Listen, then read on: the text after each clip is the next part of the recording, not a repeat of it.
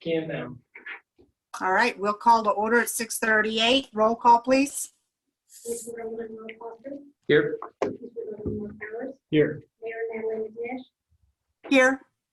First Ward Alderman Vicky Montgomery. Here. First Ward Alderman Casey Lee. Here. Okay, and if you'll all please rise for a moment of silent prayer and reflection, followed by the Pledge of Allegiance.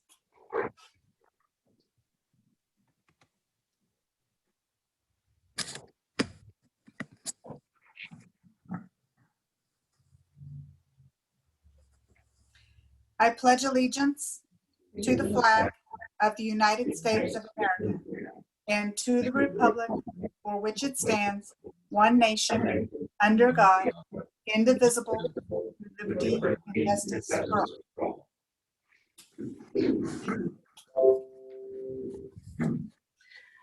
Okay, in response to the COVID pandemic and pursuant to our executive order, we are doing a combined virtual and present meeting. I myself am virtual today, so you all don't have to listen to me cough. I'm allowed to mute myself. And elected officials and select staff are in person, and the public is asked to join by Zoom. We have the minutes in our packet from October 22nd, 2020. If you could review those, do we have any questions or comments on those?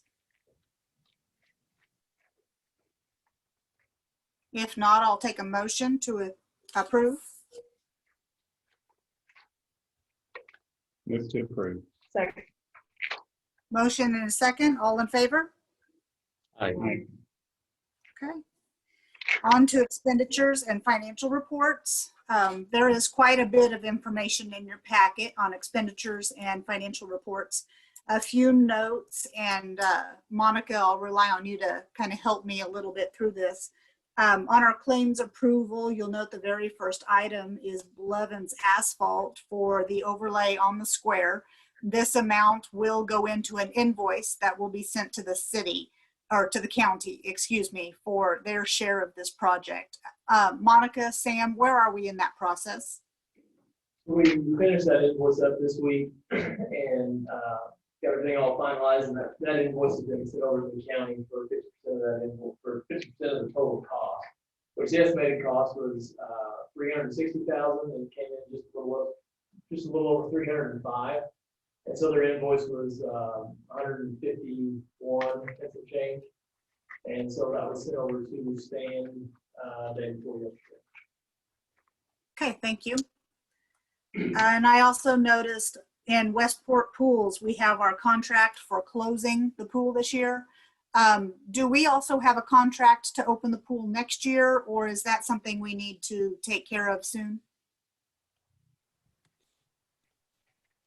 I'll let Mark reply to that. Yes. Excuse me. That will be a 2021 contract, and we can enter into that at any time with them. It hasn't changed from 2020 to 2021, and it's just a matter of entering into it. We can do that now. We can wait till January. Either way. Okay, so something that'll come back to us in the future, correct? Yes. Okay. On page 2 of our claims report, we have the payment for Marshfield Fire Protection District. Monica, am I correct to say this is our final payment? Is that correct? That is correct. Okay.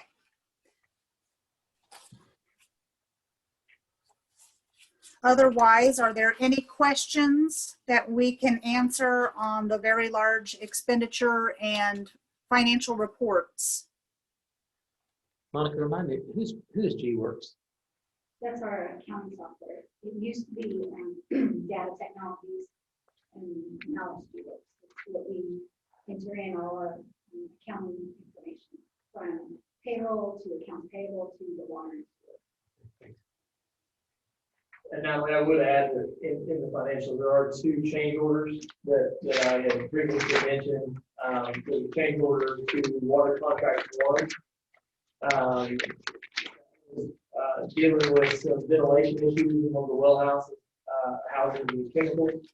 And so we increased the size of the fan, and then we changed the airflow through the building and put in additional louvers. And then the electrical was so we can turn those exhaust fans on and off prior to entering the building for a total change order of $2,550.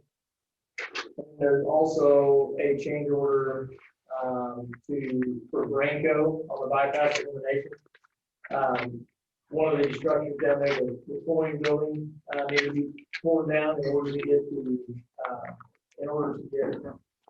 this ramping in. And this is something that we had intended on doing in-house. The foundations were pretty big, and there's a lot of concrete, and we would have had to probably wind up renting or breaking a bunch of concrete. So we're in an opportunity where they already have the equipment down there. We asked them if they would carry it out and load it into our trucks. And so that's what that change order is for, was to take advantage of having equipment on site. Okay. Any additional questions on these? If not, I'll take a motion to approve.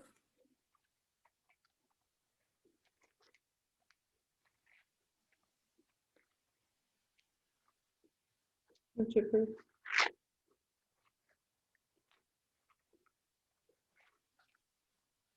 Second. Okay, motion and a second. All in favor? Aye. Thank you. Next item is departmental reports. Are there any questions on these items? Okay, then we'll move on to unfinished business. And of course, we'll start our meeting off like we do every meeting with a COVID update from Michael Taylor. Michael? Yes, let me start my video here. Good evening. I wish sometime I would be able to come on and say this is over or that it was looking better. Tonight, unfortunately, neither of those are true. The current situation is a little bleak. CDC is reporting 11,465,722 cases in the U.S., total of 249,670 deaths thus far in the U.S. Currently, Missouri is reporting 257,822 cases. Numbers nearly doubled. In Missouri, and 3,507 deaths out of 2,865,173 persons tested. All counties are reporting cases. World Health is reporting 55,928,327 cases worldwide, with 1,344,003 deaths in 220 countries, which is interesting. It was 235 countries last report. So I was going to look into that today, but I didn't get an opportunity. Currently, we have 1,479 cases in Webster County. Currently, 50 patients are actively ill, 30 of which are in the central region, so the Marshfield region. 68 patients have been hospitalized. 1,402 patients have recovered. Approximately 170 are quarantined, and we've had 27 deaths thus far in Webster County. I did change the next section a little bit. It was becoming quite time-consuming to try to keep up with those numbers for every county in the state. And I'm not sure at this point that it was really providing us any valuable information, but the counties surrounding I did list there because I think that is very pertinent to us. Case by age, you'll notice that the under 25 is still the highest age group that is contracting the virus. On the death side, you'll notice that our 70 plus is where the majority of the deaths are occurring. So there's a lot of assumptions and known information to bring forth tonight. So I think everybody's probably aware that we've had a significant uptick in cases occurring in Webster County and surrounding areas. If you look back 17 days, we've gained 335 cases. That's in Webster County. It's very significant. Marshfield still ranks #1 in Webster County for the number of positive cases, both active and cumulative. Missouri Department of Health and Senior Services reports that the number of cases in Missouri has increased by 27,000 in the past 7 days. According to the White House report, Missouri is in the red zone for new cases, nearly double the state average, the 7th highest rate in the U.S. According to also to the White House report, state of Missouri is red zone for test positivity at the 7th highest. According to White House report, Webster County is a red county, ranking number 38 in the state based on percentage of increase. According again to White House, 97% of Missouri counties are in a red zone, which indicates a high level of community transmission. Missouri Department of Health and Senior Services reports that Webster County is number 51 out of 117 in the state for total number. Continuance of this virus into the winter is imminent and will likely be the fall of 2021 before we see any significant relief, or that's the forecast anyway. Hospitalizations in the state and locally are increasing significantly. Missouri Department of Health and Senior Services predict that the health systems may reach a state of overwhelmed within the next 4 to 6 weeks if the cases of COVID-19 continue at the current rate. It is anticipated that a vaccine will be available in mid-December. However, the vaccine will be released in phases. We'll start with healthcare first responders and high-risk groups. It will likely be several months before the vaccine will be widely available to the public. As for the advisory committee, the November 9th test site, we saw 176 persons. 43 of them were positive, indicating an approximate 24% positivity rate. We have a drive-through scheduled for the 30th of this month from 9 to 11 at the Webster County Fairgrounds. The National Guard will be conducting a test site on December 7th from 12 to 6 p.m. also at the fairgrounds. Guidance regarding best practices for the upcoming holidays are complete and available to the public now. New guidance relating to the continued response to COVID-19 should be available by the end of the week from the Governor Parsons' office. We are supposed to have another call in the morning, and hopefully we see some of that. Action since last briefing, briefing from multiple agencies, briefed the countywide chiefs, participated in COVID test site planning meetings, and attended a test site. And then we had that conference call with the governor. So the statistics that have changed, cases have increased by 425 since I last briefed you. Active cases, again, that's kind of a deceptive number, but in comparison, have gone down by 41. Persons quarantined increased by 70, and deaths increased by 11.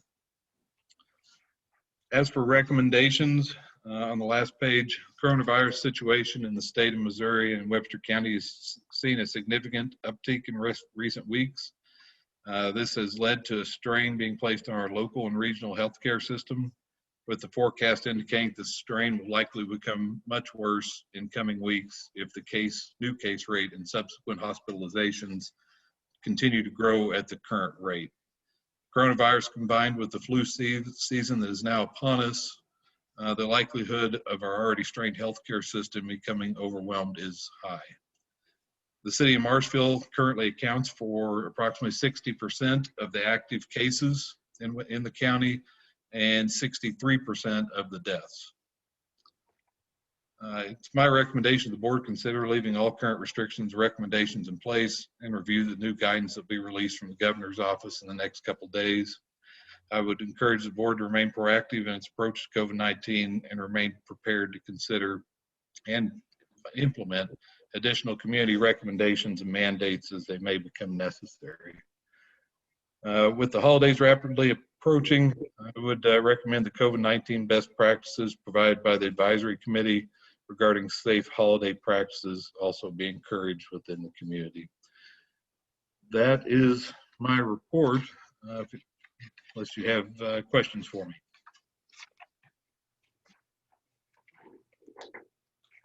Has there been anything mentioned from the governor's office on what his new recommendations might entail? You know, when he talks a lot about personal responsibility and encouraging those in Missouri to take personal responsibility for wearing masks or avoiding large groups. He also talks about that he, as governor and as the state, he doesn't feel that the state government should be implementing mandates such as mask mandates or any type of legislation. That he believes that should be taken care of at the local level, the local government level. So as for what he's going to say tomorrow, I think it's going to be additional recommendations and guidelines for the public and for local governments, but I don't anticipate any type of strong mandate or anything along those lines. Thank you, Michael. I also got the chance to participate in that governor's phone call, and I will also be on the one tomorrow. After that call, I had the opportunity to meet with the health unit and their advisory committee that they invite us to. I asked them at that time if once we get that guidance from the governor and they've had a chance to go through it, if they would be willing to sit down and talk with us about how Marshfield aligns with the criteria that they're going to provide and what additional steps we may need to take in order to combat this virus. So additional information is definitely going to be coming in hopefully the coming days. As soon as I get the packet from the governor, I will forward it to all of you. And then next Tuesday night is the meeting with the health unit. And if they've had enough time to kind of chew on that information, hopefully we'll get them to go deep into it to explain where we could improve or if what we're doing is sufficient based on those guidelines. Sam, can you allow me to share my screen?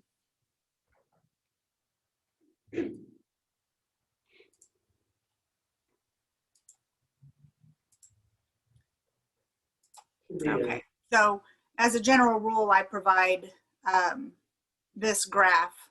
And are you able to see that graph? Here, let me shrink it a little bit. Can you see it now? Okay, so I provide this graph and I started this back in July, and I'm tracking the total number of cases, which is our orange here, the active cases in the county, which is the yellow, and then the active cases that are in more than just the Marshfield zone. This is in actually 4 different zones. So I was trying to capture all of the population that might shop here or go to school here or anything along that line. So that's the green in there. You can see the increase in cases and our current spike. And then I've drilled down on this just a little bit so you can see the current data a little closer. So in September, this is when we considered the masking, and this was the uptick that we were concerned about at that time. We have been fortunate that that's come back down, and while I wouldn't call this flattening, it has leveled somewhat for active cases in Webster County. But we're seeing this uptick right here, and I know this one shows that it's come back down, but I also know there is a backlog of cases that the health unit is trying to work their way through. So I'm not 100% sure that today's number is going to be, it's what they know at the time that I asked the question. It doesn't mean that there's not 100 more cases there that I just don't know about. So that's the current trends that we have right now. And my hope is that after the governor's phone conference tomorrow, something will be released and I'll be able to forward that to you as well. Is there any questions on this report? Okay. So that will take us right into our first item of new business, which we had a citizen submit an agenda request item to reevaluate the masking ordinance. And that was submitted for this meeting, and that is the reason it's on here. However, my personal opinion here is that we need to wait for this guidance that is coming. I did ask the health unit if their position had changed on Tuesday's meeting, just so that I could feel where they were in this. And the 3 board members that I had on that Zoom call all said that their position on masking at this point had not changed. After the guidance is provided, and I'll address that question again, but as of right now, the county health department's guidance on masking has not changed. Is there any other discussion we'd like to have on this topic? I think it is important to remember that we're part of a broader community, and leaders manning the 2 hospitals that we would all utilize are pleading for rural communities to put on a damn mask. And I don't know if we think they're full of it or what, but if the governor doesn't step up and our local board does not step up, I think we got to do something. I mean, this article from 3 days ago, the Cox CEO, just a few facts I'll read off of it. As of Monday, they had 130 to 142 COVID-related patients. 25% of these patients came from Greene County, 75% were transported from rural areas. The increase is worrisome. The number of patients they have on ventilators and in the ICU is higher than it has ever been. We are on a trajectory to be overwhelmed, and it's important to stress that masks are effective at slowing the spread. He also said that Cox Health facilities may at times go into a forced open policy when beds are full, meaning they will not take transfers from rural hospitals, which is why a Houston, Missouri guy ended up in Iowa this week because there were no ICU beds available. Big cities can't always come to the rescue for rural areas, he said, and that's why it's important to slow the spread. Since the beginning of the pandemic in March, Cox added 147 beds, including a 51-bed ICU, which is unbelievable. No one's ever been in a hospital. 51-bed ICU is unbelievable. And as of Monday, it was full. Speaking of their employees, he says their personal behavior in the community is far different from others because they are around this virus every day and they see what it's doing to people. It will no doubt be doctors and nurses who suffer PTSD from this. At one point, we lost 8 patients in one night. I know of one nurse that, I know of nurses that remember losing a couple a week, and this was 8 in a night. This is happening all over the country, so it's not specific to us. And they have counseling and support services available. He doesn't recommend a lockdown, but he certainly recommends a statewide mask mandate. And I mean, at some point, we're just being irresponsible. And I know not everyone's going to follow, but I tell you, I am more comfortable shopping in Springfield half the time because there's more people wearing masks. And they're not all wearing masks, but certainly more than I see in Marshville. So I hope if the governor doesn't give us guidance, we maybe reconsider this. So I'd like, if you're finished, Mm-hmm. so I'd like to speak to the governor. I think the governor has done his very level best to put it very clearly what his position is. And Chief Taylor restated again tonight. And the last time I heard the governor say, he was actually pretty irritated with the press and said something like, how could I make myself more clear? This is an issue for the municipalities and the local governments to take care of. So he has put it squarely on. It's not like we should wait for him to do it, as other governors have, but he's said, in his opinion, we should be the ones to do it. So I think to think that we're going to wait for him shouldn't even be on the table. He's made that clear. The other thing that I want to sort of point out is, I don't know if you put more credence in the frontline workers that are actually dealing with this on a day-by-day basis. in increasing numbers, or the experts on the national level that are trying to give us the best information based on the best science we have.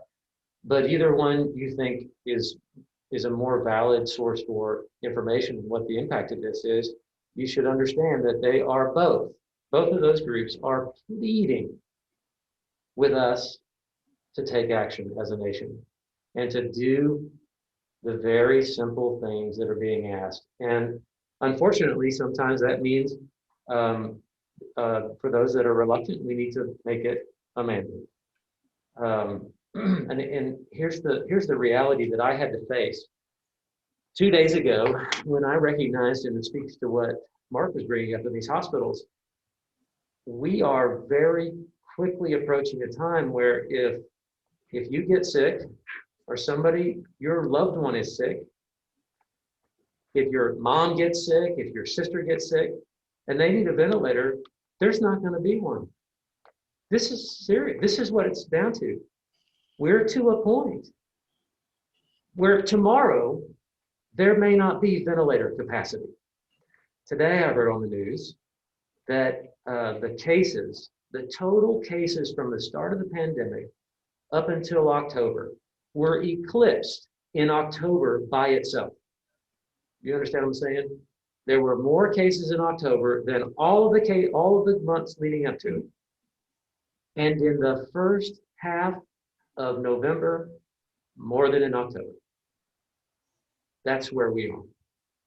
And so I agree wholeheartedly with Mark and so many other people in this community that are pleading that we do something. Our beloved first responders and people that are dealing with these cases constantly in the hospital, and for the good of our community, we have to do what's not comfortable for some people, even though it's not that big of an ask, which is to bring this mask ordinance back. In fact, I'm inclined that I would vote tonight to authorize the mayor to make an executive order, because we're on the cusp of something that is really a point of no return for some people who are not going to be able to get the care they need because there aren't enough beds, and if there's a bed, there may not be a ventilator. I don't think it's real to people until it touches them. And I work with people every day who are seeing this. I've lost patients to this. I've lost family friends out of state to this. And masks are not perfect. They're not going to stop this in its tracks, but it helps. And I said it before, and I mean, it's more than just protecting yourself when you're out. Your surgeon isn't wearing a mask because he's afraid necessarily he's going to catch something from you. That's part of it. But originally they were worn to protect the patient from the doctor because he may have bacteria or virus or something that he's unaware of. And they saw, boy, they put a mask on and these patients quit dying from infections. I mean, it's been around for 100 years. If I could, I'd like to interject something. Go ahead.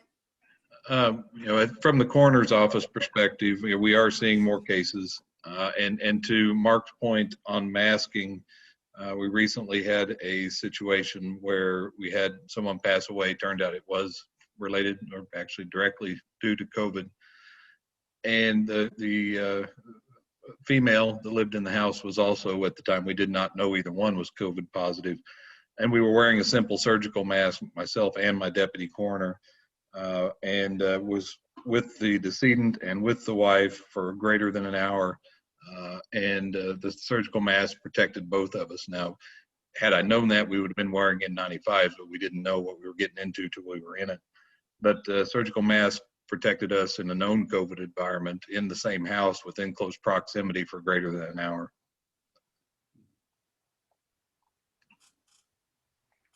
Thank you, Michael. Any other discussion from the board?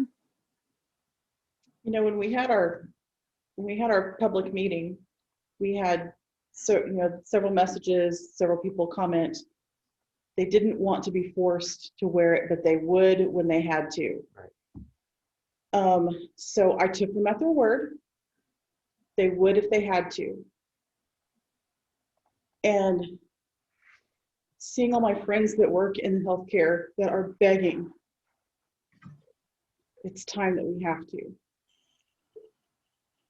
I hate to make anybody do anything, but obviously they're not going to do it on their own.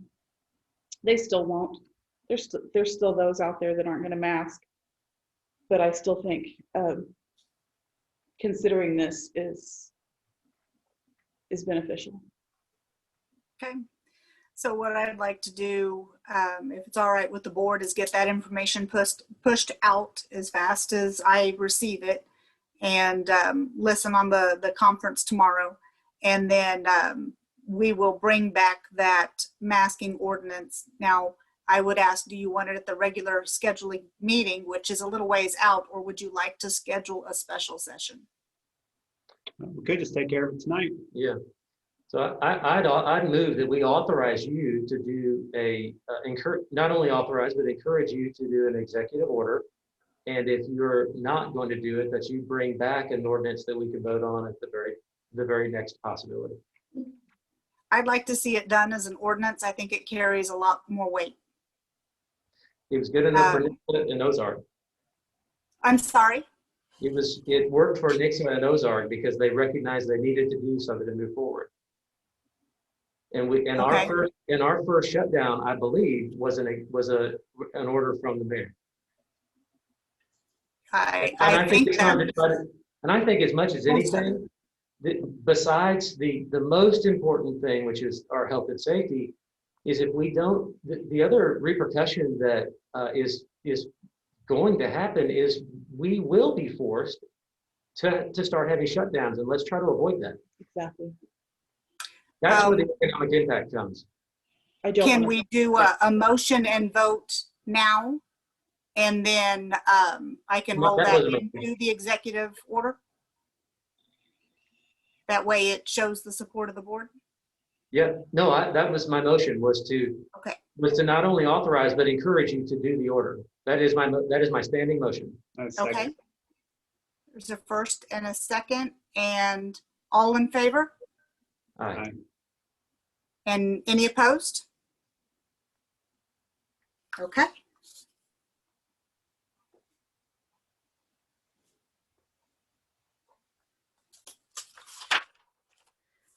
All right, the next item on the agenda is a citizen's request for the designation of parking along Crittenden for law enforcement only parking. Sam, who do we have with us on this topic? Nobody here tonight. I was talking to Roy. He called me just a little bit before the meeting. He got called off on another call.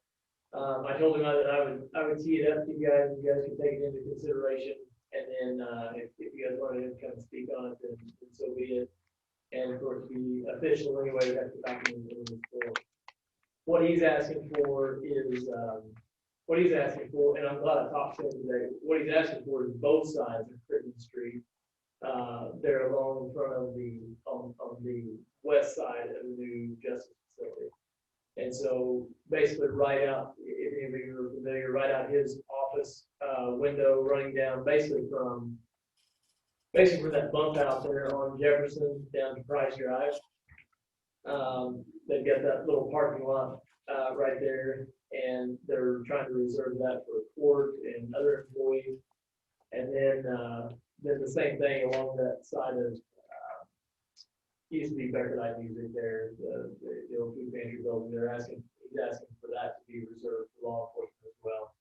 There is a loading zone there now. I haven't had time to look into this at all. I mean, he literally told me this a couple hours ago, but that's what he is requesting. Okay, any questions or concerns on this issue? I've got a question. Was that part of the design? And we may not know this, but this would be something sort of a follow-up. Was it part of the design of that building to need those all of that street, both sides in front of the? I mean, that's what seems curious. And how many spots is that? I don't know. I never was approached about it. This is the first kind of. I mean, we've talked about it in the past about reserving spaces up through there, and then that's one reason why it's not marked off, because they knew they would be coming and asking something. But it really wasn't ever decided or approached that it would be reserved. But there wasn't a design around in their other parking. Okay, another question to go with that is, it just really, as it relates to parking, I haven't noticed, but is there signage on the square that directs people who are there for court to go to that parking that was made? That's something we should look into. That might alleviate quite a bit of, especially as it's new. It could, Especially as it's new, that to go to court there, it could be beneficial to direct people that are going to court to head that way, because I see a lot of lawyers, yeah, not parking back there. it could. Hey, Natalie, in our meeting up there the other day, are they still having a little bit of court in the courthouse? Isn't that what I understand, that they were still doing some of that up there? Did they move all of the court operations over there now? I can look into that, but there was. I think all of court is held at the new building, but the circuit clerk's office is still in the old courthouse. Sure. But yeah, I can look into that. And also, would it be just again, because we're just learning about it, so probably more questions than answers tonight, right? Yeah. Is that something? Let's say that we were to move forward with that. Is that something that would be managed with sign? And I'm talking specifically about for law enforcement. Is that something that would be taken care of with signage or painting? And who would pay for the signage or painting? Right. Yeah, I don't know. Typically, somebody requests a sign, then we, if it's something that we would normally put up, then we would just put the sign up and go that way. We have had some special requests for some signs and some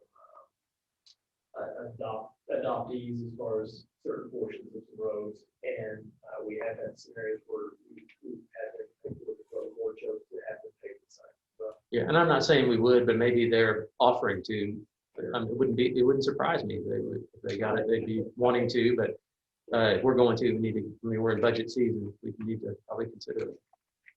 I think if we want to move forward with that not being painted now, I think that they would be more than open to paying for the signs and for the striping, probably. Because that's really the only way. I mean, even if we said, "Oh yeah, go ahead," well, there's still who knows not to park there until there's something that says that. Right, and that's what I even explained to Roy, is that even if the board just said, "Hey, absolutely," right, then it would still have to come back in an ordinance form to make it true. And I wanted to. I'll have to go up there and look about that loading zone, because on the other side of the road, there's that building, and they've got that small roll-up door, and we'd have to be careful about what they do and don't load and this and that. So it was a little bit surprising to me that they were asking for both sides. So it could be a thing that we could say, if we chose as a board, we discussed and we chose and we had this information, we could say, well, let's start with one side, see how that goes, and if you need more, then come back to us or something. Absolutely. And I think Roy would be open to anything. I think what he's trying to do is find a place where they can get to their vehicles. Yeah. And I think we'd also support that some whatever way that looks like, that we're all in it together. Okay, so is this an item we would like to table until staff can provide additional information?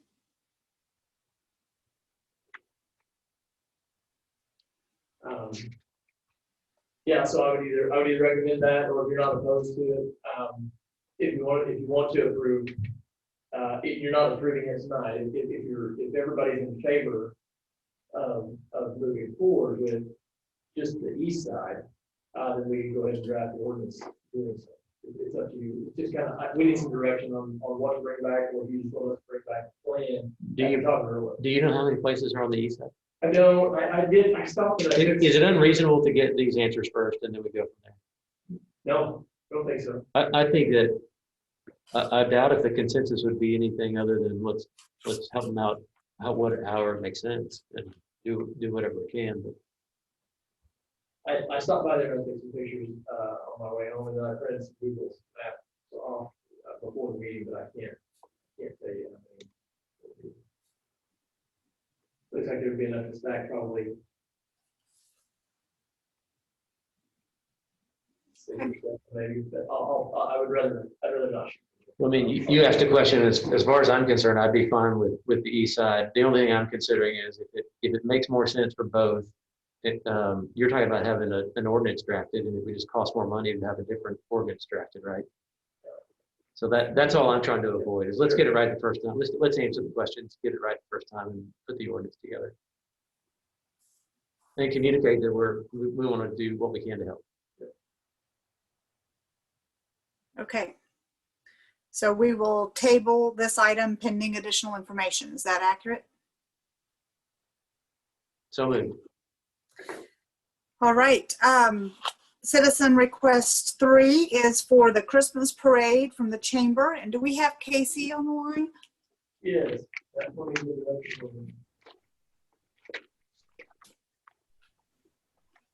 Hello. Oh, Thank you all for letting me address you tonight. We have the Christmas parade scheduled for December 12th this year at 10 a.m. The parade will start at the corners of Pine and Washington, travel west to the square and around the square. And we request that we could close off the square at 8 a.m. until the conclusion of the parade around 10:30.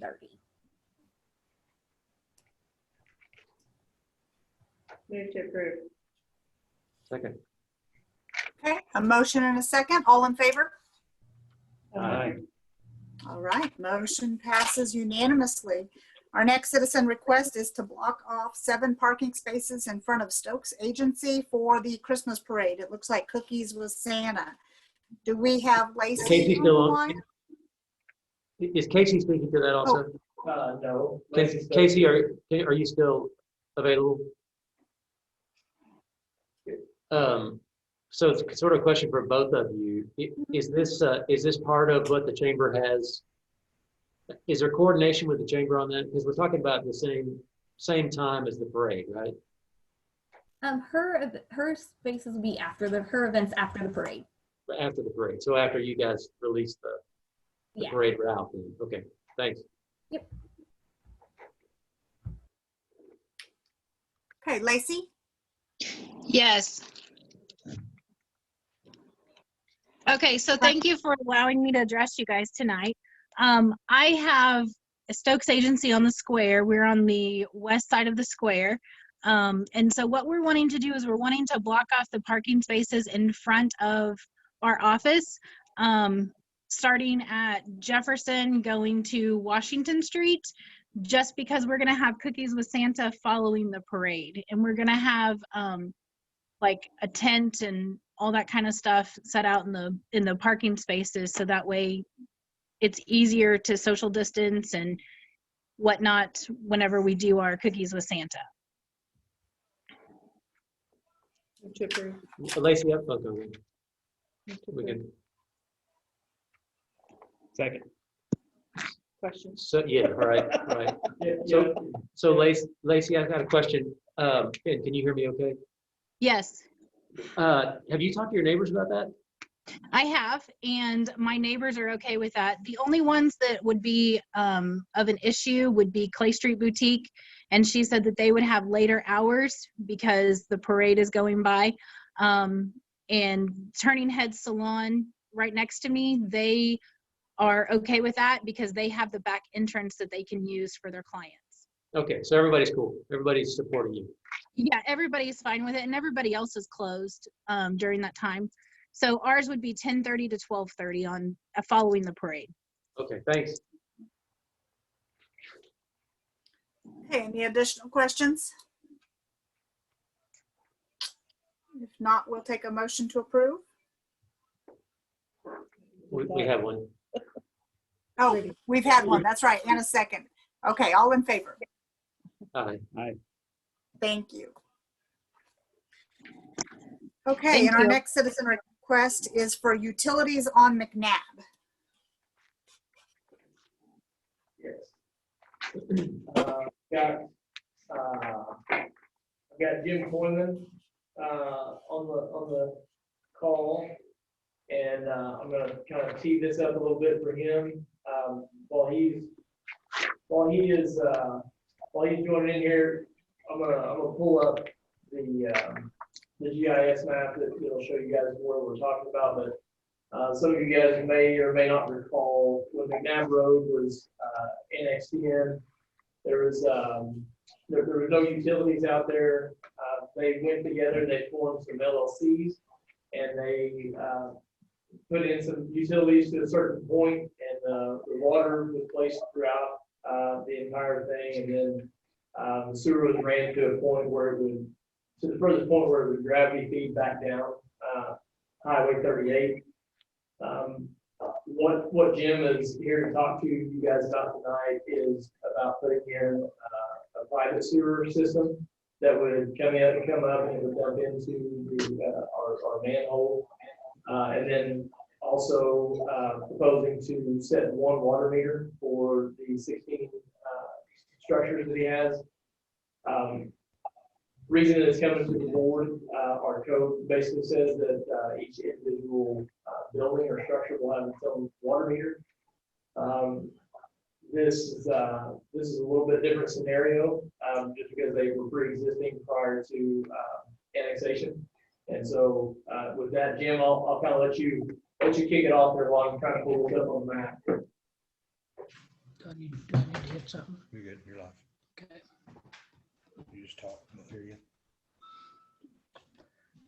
Okay, I'm here tonight the first I think we need to address is the sewer system. If you've got a little drawing there that I made, I'm willing to put the sewer line, being it's going to be a private line.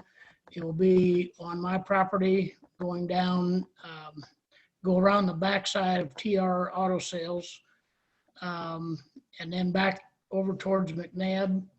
And then it would drop down to my green building at 501.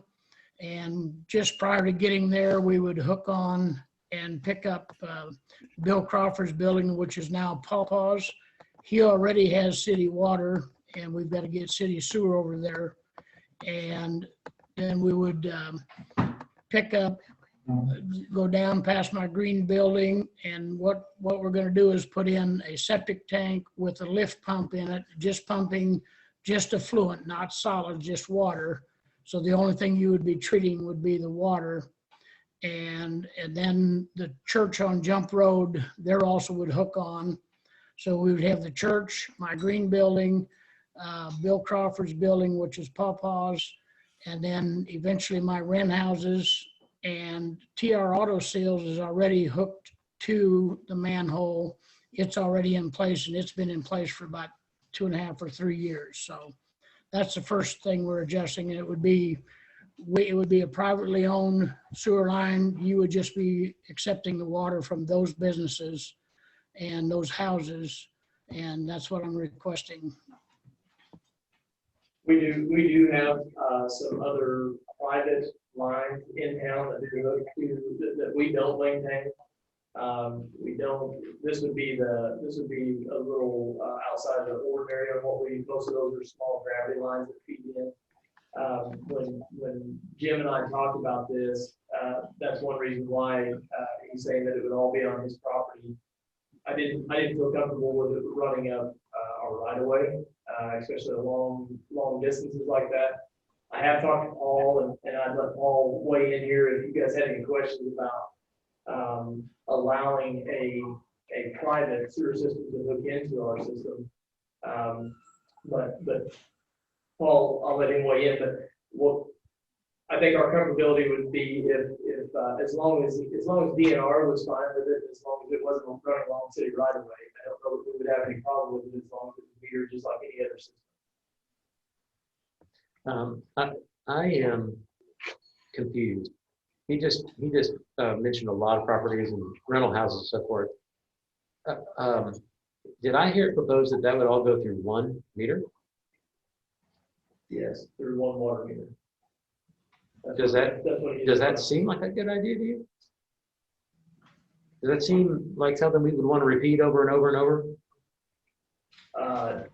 No, you mean as far as setting the precedent for something like that? Yes, that's exactly what I meant. No, I don't think it's something that we would want to. Because we do over and over and over. can't just do one-offs and not expect somebody else to expect that same thing. This one is unique. You can ask, as you can tell, I mean, I told you that it was, definitely not something that we, would want to see take place everywhere. But these are already grandfathered in, and our code doesn't allow it. And that's why it is before the board to get your guys' input on it. Are we talking about water system now, or are we talking about the sewer? Water meter. I think we need to address one issue at a time. It was the water We meter. were talking, And then what about, would there be a backflow preventer at least, or? It would have to be. Yeah, I would think. Which is. I mean, to me, it seems like a lot of risk. We talked about that, and Richard's on here as well. He's our utility superintendent, obviously, but I'll unmute him. But we did talk about that, but yes, there would have to be a backflow preventer put on at right behind the meter. I mean, the meter would be set on right on the right of way. But we talked about, Jim was proposing to put a 2-inch meter in there. We talked to our engineers, and said we need to be at least a 3-inch meter to be put in there. And so, do you have any comments on that, Richard, as far as the risk factor from there? No, I think you covered it. I think that if the board chooses to go with a single meter for those houses, then we would want probably a backflow on that somewhere. The other thing that we run into, just so you know, splitting them off separately is the distance on how we will be able to tap 16 of those onto that main, where in this instance, the main is across the street, across McNabb from Jim's. And so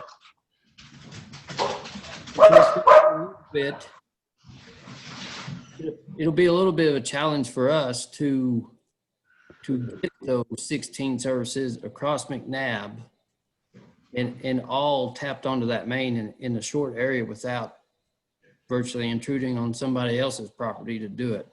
Well, what do you do in a normal situation? You take part of your main over there and tap off there, would you?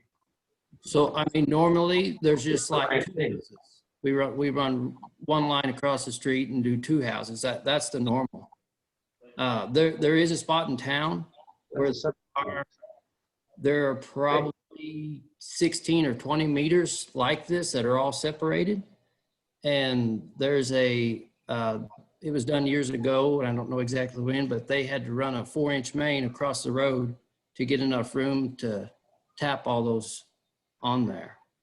Even then, we have run into risk as far as when you have that close together, splitting that Right. over time. Jim brought up a very good point when we discussed this in length, that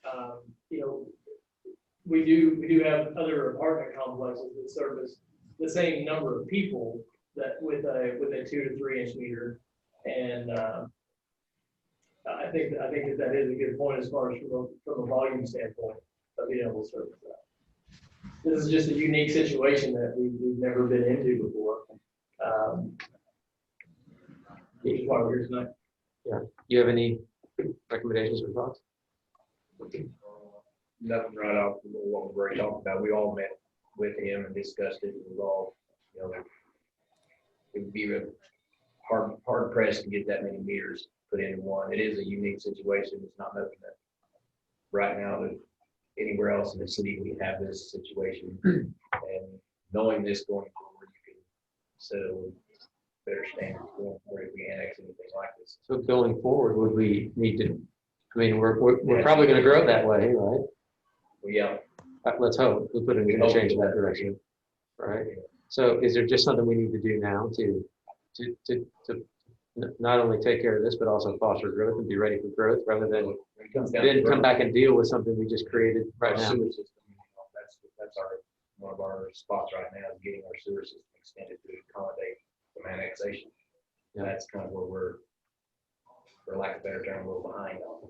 Yeah. Getting our sewer system into areas that we need to annex. So that's something that we're going to have to address. And so, again, these are just questions to better understand the situation. So, you know, let's switch gears now to the sewer.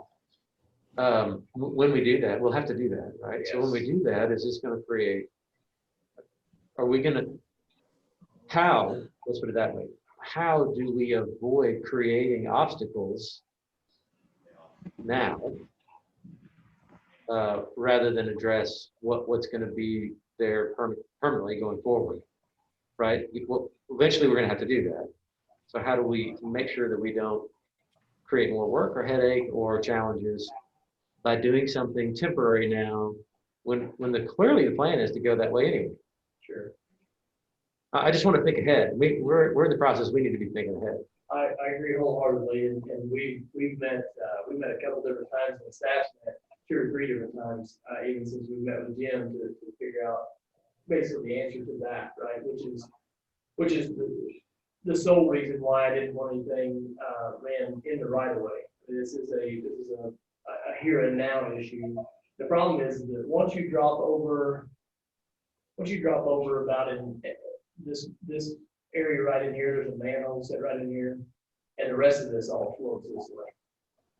When this was talked about years ago, and Jim, you can give a little more background if they want it, but when this was talked about years ago, they were told they were going to have to get off of septic tanks, they were going to have to get on city utilities, and this was something that was discussed in several meetings, and it was talked about coming all the way down here and putting in a lift station in here, or even beyond, and putting a regional lift station there.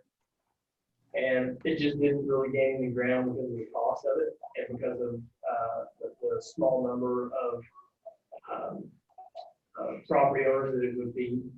And so that's where it was that the superintendent, the sewer superintendent at the time, talked to them about the only way that they were going to be able to service that was to put these private sewer systems in that they would be solely responsible for from their property to where it dumped into the manhole. It is I can't foresee another, I'm not going to say it would never happen again, but I don't see any other communities that have that type of, or areas that have that many houses in that structure, that kind of groove that would be trying to get onto the sewer. Long term, to answer your question, I mean, long term, yes, if this ever develops, we even had the trial done on this, and I think in order to get that sewer on down in here, it's going to be 20 or 25 feet through this area, which is why they stopped up in this area. The only way to get it feasibly to where we can even maintain it would be somebody would have to, the city or a private developer, whatever, would have to put in a lift station here. And when that time comes, these properties would be, they would need to hook in differently than to run through that privately. Probably, right? At that point, there's still a private system.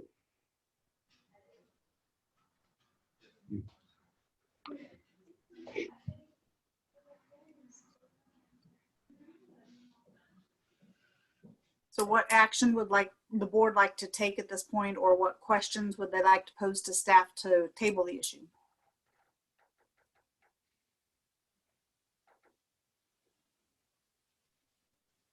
May I interject something here?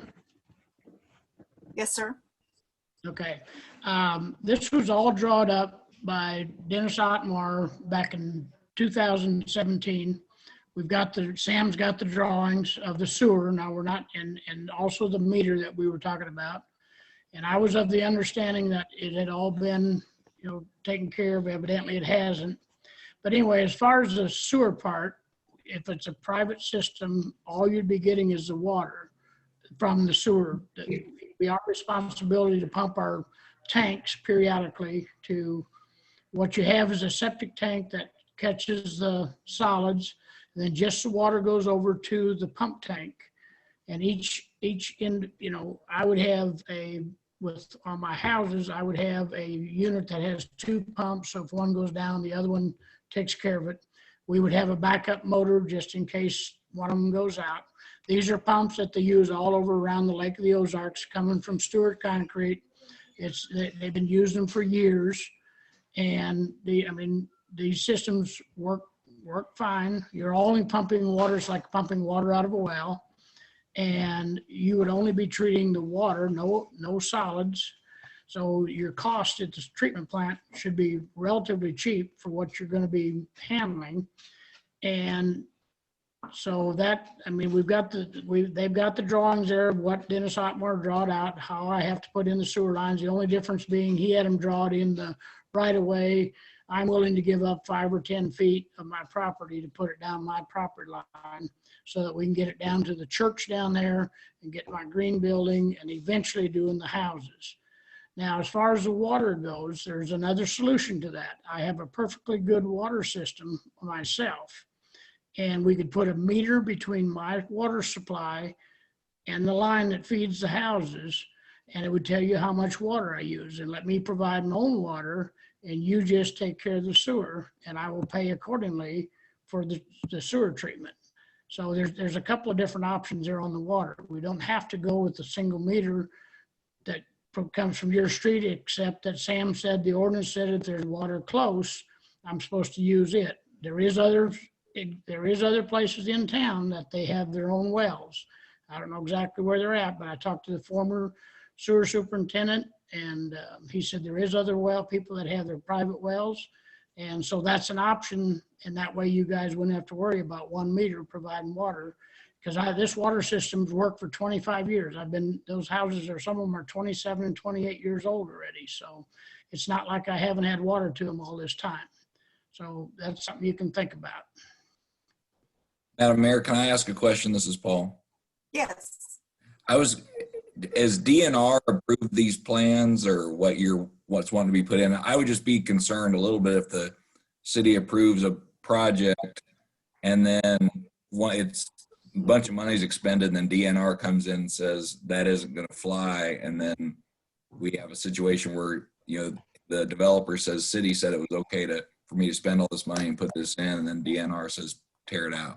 So I'm just curious if what's going in there is already signed off on or approved by DNR.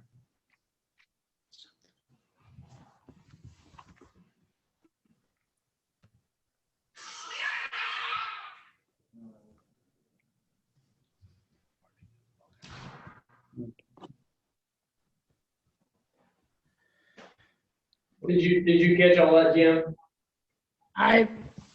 My computer shut off for a minute. Would you go back over that again?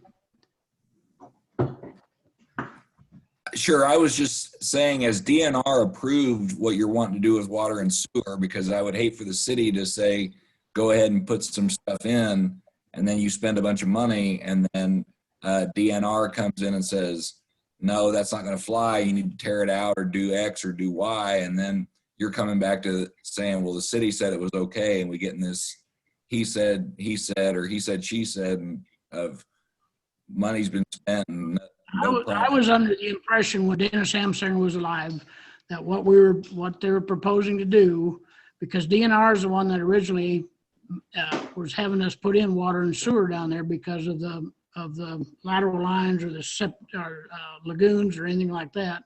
So Sammy's got the drawings that Dennis Otmar did. Now, whether they were ever approved by DNR, that I do not know. But I don't know that it would take that much to get DNR to approve it, because the plans were all drawn up as to how to put them in and stuff like that. So, and we did form a corporation down there over the hill so that we could, get this approved and get it put in. And this was back in 2017. And of course, then Dennis Amsinger got sick, and the ball got dropped. And so that's, and so I thought it was all approved. Now, I don't know for sure that DNR is approved. I don't know whether Sammy can check that out or not. I don't know. So that's, we can follow up with a phone call to see if it is, but typically that is so with it being private, that's not something the city would submit to DNR. That's something that would have to come from your engineers or from Dwayne Ottmeyer or whoever. even with new residential stuff, the developer submits those plans to DNR, and then DNR will give their feedback and their comments and their requirements, and then changes are made to the specifications or whatever to be approved, and then they try and develop it on. And so I would agree with Paul that if you guys were so inclined, I would make it part of my motion to ensure that it's part of that it was DNR approved. I would just wait and get it confirmed. Is there, I have no solution to this. Is there anyone that could give us a recommendation? I don't. So I don't, the question, Jim, was if anybody could give them a recommendation what to do. I personally don't think, we have a couple of instances where we do look, where we have a couple of places that have their own, where they're on city sewer and not on city water. Richard can probably name them off the top of his head. If we were going to just allow them to hook a private sewer system up to ours, the only real way to meter that is through the water meter. We've been down the road to where they make sewer meters. They're just not, it's just not a great situation. You have debris, you have this and that, they're just not very accurate. We have fought that for years on some things. And so Jim does bring up a good point. If we were going to do it, then we would have to have something in there involved. We'd probably have some kind of agreement or something, so that we could go in there and maintain our own meter and install this and that. We would have to meter the water side of it to be able to accurately build that. Typically, the board has taken a stance over the past several requests, over the past several years, we're not allowed to hook onto city sewer without hooking onto city water. You can hook onto city water, just not vice versa. In this case, Richard, you feel free to give any recommendations you want that you can contradict mine. I think we are in a unique situation on this one, and rather than having a spot out there where we have several taps together, boom, boom, boom, boom, boom, trying to make them all separate, I think that we would prefer to go ahead and set a 3-inch meter out there. But I think that Jim would need to make sure that he's on board with that's the right amount of water, right? That may be something he needs to have somebody confirm, because I don't want to set a 3-inch meter there and then not have enough water. And and he could work with our engineers, and we can pay our engineers to do that for him if we have a model. But I would hate to set a 3-inch meter there and not be enough. But I would rather do that than to have a whole bunch of people holding the Just to go further, and I think this points to we need more information. It's 27 years old. I don't think getting more information is going to hurt too much. But I do have one more question for you. Why do we keep talking about needing to put 16 taps on a water main? That's not what we have to do. We can come off of one. We can come off of one tap, and off of that tap, we can branch out into however many water mains we want. We just did that on a project in Springfield. We have 5 different meters off of one tap for one building. If you extend the main, you're saying that you have. Okay, either way you go, you got to get water to where it's going. Right. Okay, so you make one tap big enough to go from that tap so you can do it with machine parts. You're not having to tap 16 times. You're making one tap with still the same size. You're talking about a 3-inch, right? Right. So you come off of the 3-inch, and you have off of that 3-inch a short trunk, whatever it takes. I'm saying this. Obviously, you're not going to get 16 in that, but long enough to get 16 into fresh material. It's an option. I'm not saying we have to do it, but we don't have to be talking about trying to make 16 taps into the existing water main. We can take one off and have enough of a trunk line long enough to make the taps and go where they need to go. That's an option. It is an option. So we should talk about it. The challenge. Yeah, that's like the one that I was referring to, where they extended the 4-inch line. Yeah, and a challenge with this one that we don't face on the other ones is that how far these sit off of the road. And so if we did something like that, they've got to run quite a ways once once they can get water, typically we would set that water right here on the right of way. Does the distance get shorter for some way you test it, or is it still the same distance? Still the same. Still the same. Right. Yeah, still the same. We can do either way. I mean, we could make either way work for my end. Right. And we have both situations in town. Okay. We even have the third situation where they got sewer and no water. We can make that work too. But we'd still have the question of DNR, I guess. Right? So it would be nice, with all things on the table, right, to consider. I think I agree with Mark. It'd be nice to have a recommendation that is based on what's possible, right, to accommodate this customer, to see what we can do. That's number one. How we do it is what we need to be. We need to have a good strategy that is not just to accommodate him fully, but also to make sure it makes sense for what we know. You know, hopefully we're not thinking about that as a sometime down the road we got to go out that way. Hopefully we're already thinking that's a foregone conclusion, so we can get things set up to not have to backtrack or create, again, challenges or issues going forward. And a full-on recommendation, for a well thought out recommendation for all the things, including whether it would even be DNR approved, would be a good thing to come back with, probably. Yeah, I think the only thing that DNR would need to be involved in on this would be the sewer.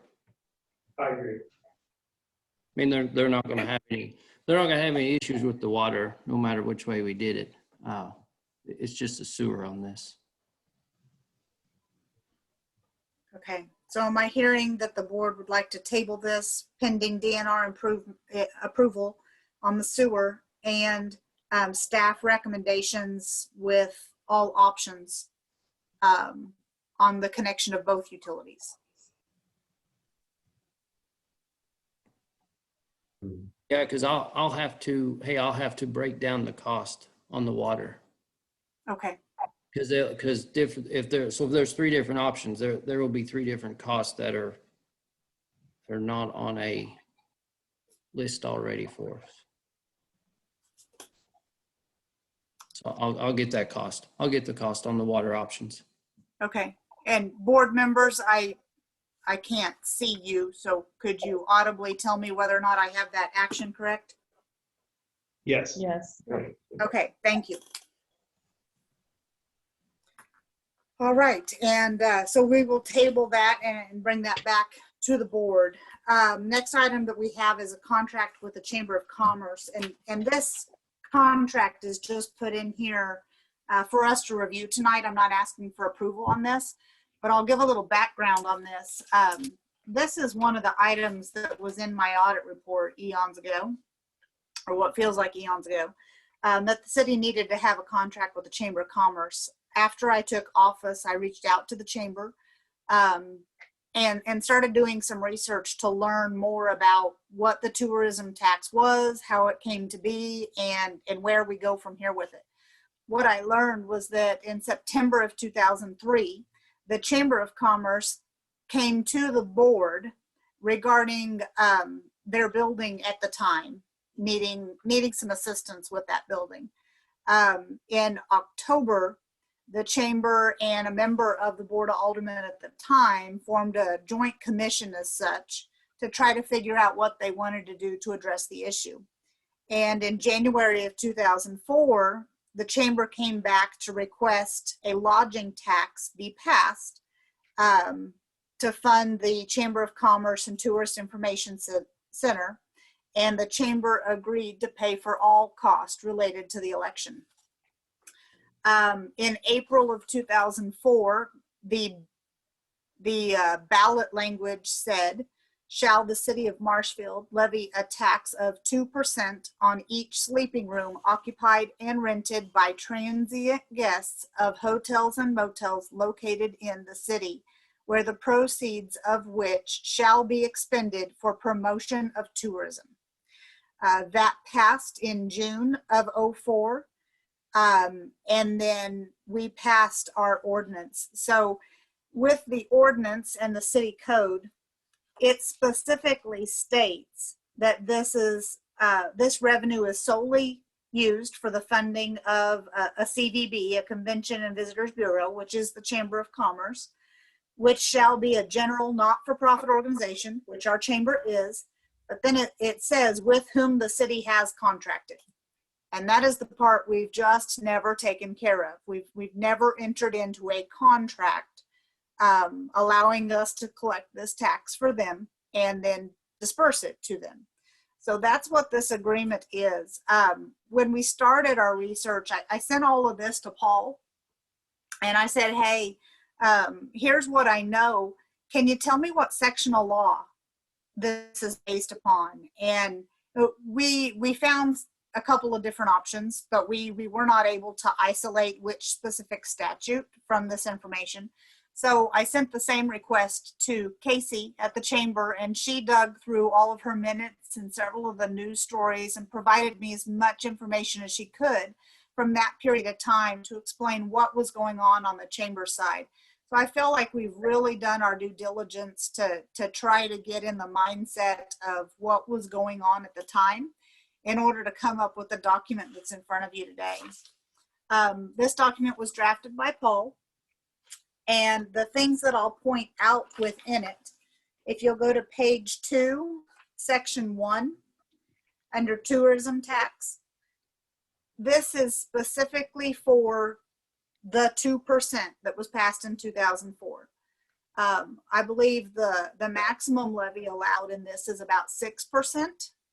And so this leaves the rest of that open for a future use, whether that is the chamber needs to increase that amount and they come back to us again and say, we want to change this, or whether it is that the city has something that would fit into this category and be allowed to be funded in this way. And we used the rest of that available levy. So that is the specific reason that is mentioned in here, that it would just be the 2%. Pardon me. Number 3 on page 2, one of the changes that I was going to propose, but I want to run by you first, is actually in the 1, 2, 3, 4. It begins a 4th line down in the middle. It starts, this agreement replaces. And I would like to end that sentence after the city and the chamber, just period right there. So we don't have an agreement on this 2%. That's why I'm asking for this to come before you now. We do have a separate contract with the chamber that provides a payment of about $3,000 per year. I would like this contract to supersede all contracts, and then we can revisit that second $3,000 payment. Unfortunately, the wording in that contract reads the same as the purpose of the tax. So there isn't a clear delineation of what the additional $3,000 was for each year. And I think we can do a better job of clarifying what that is, and then bring that separate agreement back to you if that is still needed beyond what this amount was. The tourism tax is actually pre-COVID increased at a very nice rate to where pre-COVID, I believe the chamber received about $27,000 of tax revenue. And if and as we grow, if we were to get another hotel or motel, that amount would only grow even faster. So there's definitely some viability in there for them. But the second $3,000, I feel like we really need to pinpoint what that is for specifically so that we have a way that we can track it. On page 3, as a state auditor, I had always looked for equal benefit on both sides. So in this case, the chamber is receiving a tax revenue of which it put forth the ballot issue, did all the work for the ballot issue. And what is the city doing on this side? Well, the city has to collect this tax, record this tax, and then remit this tax as well. So there is a small cost to the city for providing these services. In exchange for that, I've asked that we include number 6, which is making the city a member of the Chamber of Commerce in basically compensation for administrative costs. Now, where the fees are right now, and Casey, are you on here? It was about, I'm trying to remember last year's dues, $275? How many employees does the city have? 34. So it would be $200 would have been the fee. Okay. Thank you for that. So the compensation difference here that we're taking into account is about $200. And that is on number 6 for consideration. And then the last thing I'd like to throw out for consideration is in number 7, which is on termination of the agreement. I think this needs a little fine tuning. The only way that this would truly terminate is if the Chamber of Commerce were to dissolve, more or less. And because we receive this tourism tax each month and we remit it each month, there isn't a accumulation of monies due to any party at any given point. So I think it might be worthwhile for us to clarify some of this language in here, especially the last sentence where it says the city shall be refunded the full amount of monies paid by the city in the event that the city terminates this agreement. Again, I think if we terminated the agreement, it would likely be because the organization dissolved. And as long as we had not paid forward for some reason, which we do not, there wouldn't be an excess liability left there. So I think there's some tweaking that can be done there. Is there any other input that I can get from the board so that Paul and I can continue working on this project? I've got a couple of questions. Okay. One is if you were to put the period you were talking about in item number 3, there are no other agreements. We're sure that there are no other agreements than this one and whatever agreement there may be for the new payment that's recently been $3,000. Karen, you would be better to answer that question. That just seems remarkable that would be the only agreement we have with the chamber, but possible, but I just wanted to make sure that we know that. Okay. Before So we make that maybe change, because the design of that period is to bring everything to an end full stop, right? Right. So just want to be sure we know exactly what all those things may be, or that we know that those are the only 2 things. Okay. No, I completely agree. The other thing is, I was just wondering after reading through this, when do we typically get that report of how the dollars are being used and to what effect? We have never gotten that report of how the dollars are being used. Okay, well, so that would be that's why I wanted to ask an ongoing. Yeah. I don't remember. So I that don't would remember be having one. I something. didn't know if it was a special time that I continue to miss or what. But maybe let's do that. That's probably. I'm sorry. It's prudent that we would have that report. I agree. And it would also showcase what that arm of our community is doing and where they're headed, and how we're able to support them. So I think it's a worthwhile task. Any other input on the contract? Okay, if not, again, I was not asking for approval of this today. My plan is to tweak some wording and send it back to Paul, and then I'll be going to the chamber first with it. So hopefully it will come back to you with changes and some negotiation on the chamber side. Our next agenda item is Grow Marshfield CDBG, and Dwayne Lavery is with us tonight, and he will explain what Grow is doing to help us in CDBG. All right, well, thank you. Yeah, I won't take up too much time. It's just more kind of an update. The Grow Board, recently authorized an expenditure to the Southwest Missouri Council of Governments for a base fee of about $1,800 and then some estimated $400 on top of that for expenses. And what that money is going to be going towards is a low to moderate income survey to just to see if Marshfield may be eligible for some of those CDBG programs, the community development block grants that are authorized through the Federal Housing and Urban Development Department agency. They right now, according to the U.S. Census Bureau, the statistical level that Marshfield is at is about 49%. And in order to be eligible for CDBG programs and funding, we have to be at 51%. When Brandon Jensen from SimCog called me on this, we kind of nodded our heads at each other and said, well, with COVID and all the changes and things like that, not only are we real close, but we could get an opportunity to become eligible.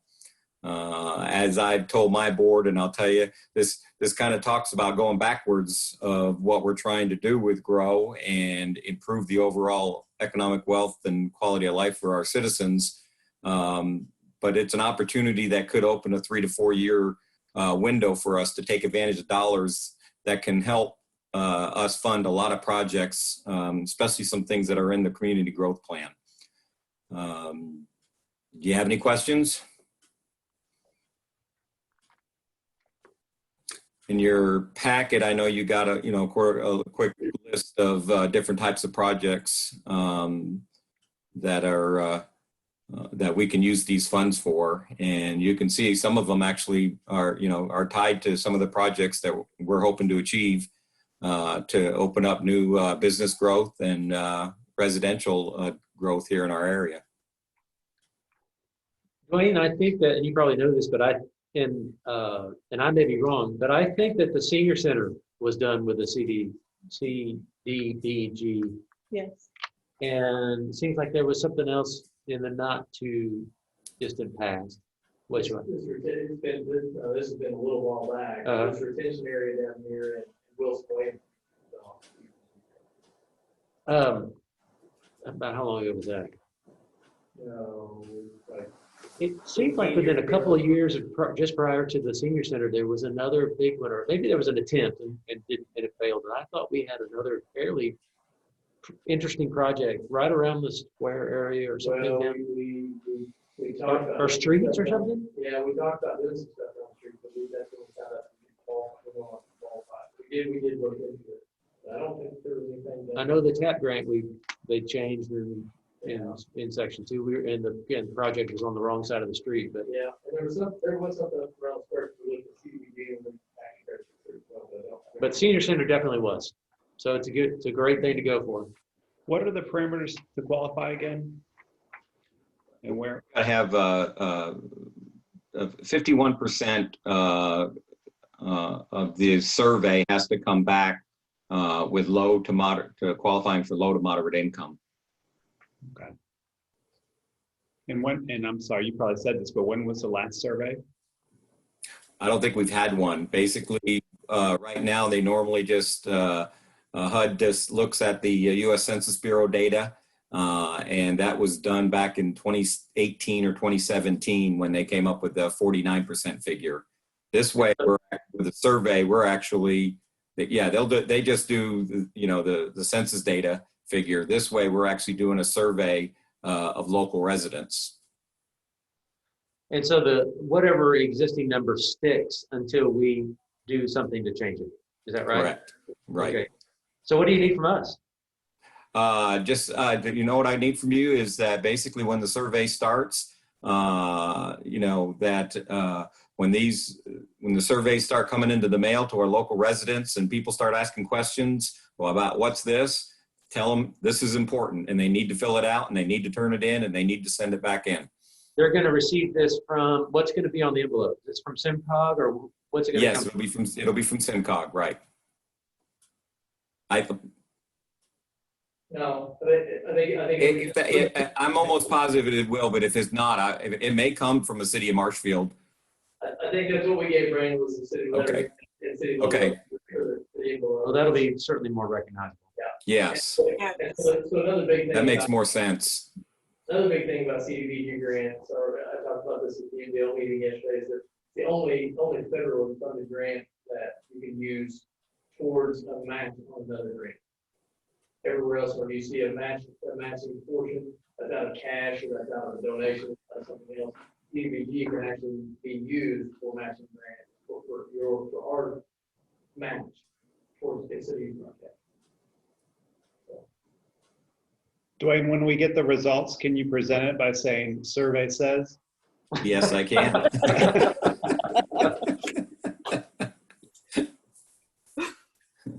Thank you, Dwayne. Okay, and this will move us into our 2020 budget. You have a letter probably in front of you, which provides the recommendations on the general fund budget. It was provided to the Finance Advisory Committee, and they had no concerns, it looks like, on that budget. So you have that letter in front of you. And then as we look at these three budgets tonight, I want to start out by reminding that these three particular funds are restricted funds. All revenues received within these funds can only be used for their specific intended purpose, and therefore their expenditures must align with the statutory guidance that allows the collection of those revenues. So we will start with the cemetery fund tonight. And I will take this in sections like I have been in the past. So the cemetery fund is projected to have a cash balance around $471,000 at the end of this year. And if you'll take the revenue lines in total, there is not a significant increase over last year's budget. Are there any questions on this particular line? Yeah, remind me, Monica. So when you move to the budget 2021, that would be the projected end balance of 21, right? Of what's okay. Yep. Yes. Okay. Okay. Any questions on revenues? All right, we'll move into expenditures. Take lines 6010 through 6014. These are your personnel lines. This includes one full-time employee and one, Sam, I believe there's a part-time employee we had approved for this, but have not yet hired. Is that correct? Yes, it was. And then, it was to get us through the busy season, and then we just didn't, but we just didn't get it accomplished this year.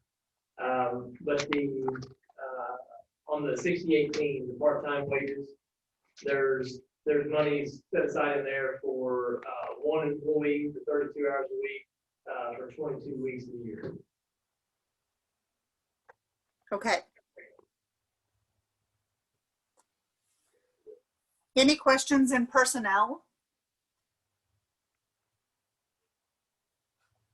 Okay, if not, let's take line 6020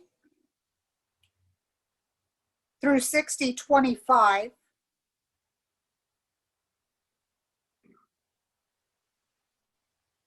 Okay.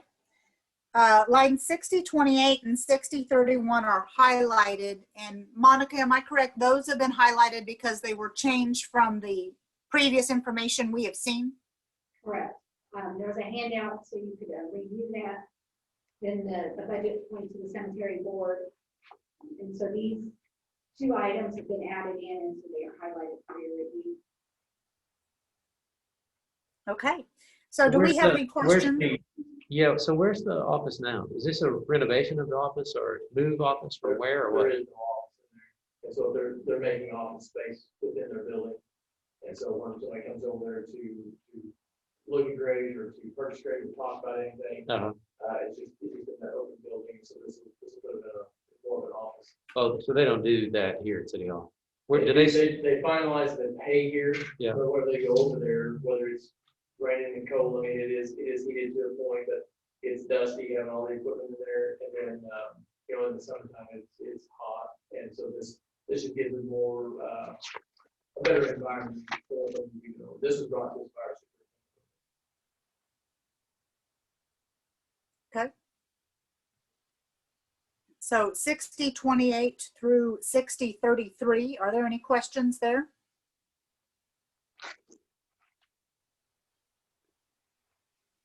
If not, we'll take 6040 through the end of the page.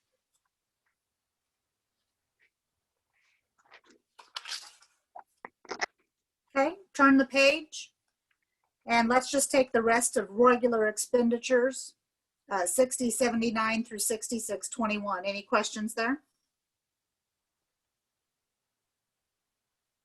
All right, we'll look into capital expenditures, and Sam, would you like to talk on those? Yeah, I can. We talked with the cemetery board about the opportunity, the possibility of adding another part-time employee. Again, this kind of goes back to our inmate program.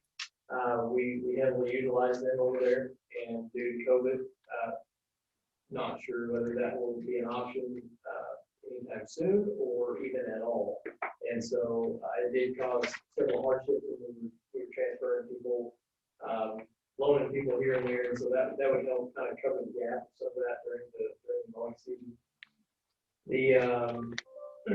The laptop computer and setup, that's something that's on there as a growth area. We're also looking at, that may be something that we may be able to accomplish this year through the current funding, through some of the maintenance stuff. And the intent would be so that he can go move to a more electronic based than paper based. Karen does all of the record keeping for that over here now. This would allow them to, this would allow our cemetery superintendent to be able to do some of that over there and to be able to communicate other than just with the cell phone. The fiber ring, again, you'll see that. We've got another sheet to go over here a little bit. We've talked about that. I've got emails back from Show Me again today. They're still working on some things. And so I've just left the placeholder in there for that $58,000 allocated from the departments for that total of $290,000 that we originally had. $300,000 for the road phase, for road expansion phase 1. We talked about that. The cemetery board talked about that, and you notice on the page before that fee structure, they went in, they wanted to put that $15,000 in there for the upfront design. They felt like that was the way to go. Sean had given a report of how many spaces there were, and they really felt remained. And they really wanted to see the design and layout and maybe some cost estimates to move that forward. And so they prioritized that. That fee structure expansion, again, that number is that could grow immensely or could shrink down depending on what that design looks like. That was a number that I came up with after talking with some of the vendors and a real small scale of me just guessing what to put in those. Those could change $10,000 just by the color and style of drainage that you go and how many spaces to actually hold. Zero turn mower, again, we challenge our superintendents with telling us stuff that may be coming down the road. The mowers in the cemetery are, Sean does a very good job. They don't take the wear and tear of what they would in a normal basis or normal climate, going around trees and going, over sticks and this and that. They are rear discharge mowers, so they're not the same as what they are in the other departments. Sean doesn't feel like there's going to be any reason that there could be anything that would constitute us to have to buy one this year. He doesn't foresee anything, but they are starting to get some age on them. We wanted to throw that out there. And then again, with the backhoe, that backhoe that they've got over there, there's nothing wrong with it. But it is starting to get some age on it. We have had to have some work done to it, and have some service calls on it. Again, don't think there's anything that we go wrong with it in 2021. But we want to make sure and just throw that out there that hey, this is something we need to start looking at. All right. Any questions on these items?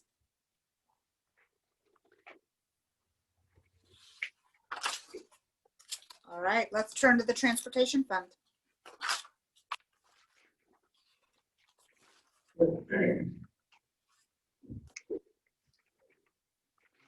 So at the end of 2020, we are projected to have approximately $1.1 million in the transportation fund. And if you will look through revenues, we'll take them in a lump sum. Are there any questions on our projected revenues for this fund? Yeah, so that 775 on the sales tax, that's uncommon that we'd make that much of a jump. Is there some factor that's different than this year that I'm not seeing? You know, because we typically are more conservative than that and actually budget less than, but this is pretty boldly more than, and I didn't know. Sure, well, this is taking the same concept as the general. It was taking the last half of 2019 actuals and the first half of 2020, and then there was a 5%.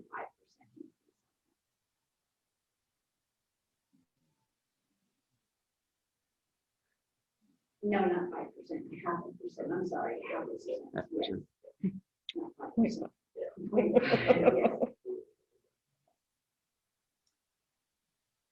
Is this a number we would like them to change? No, I just wanted to ask because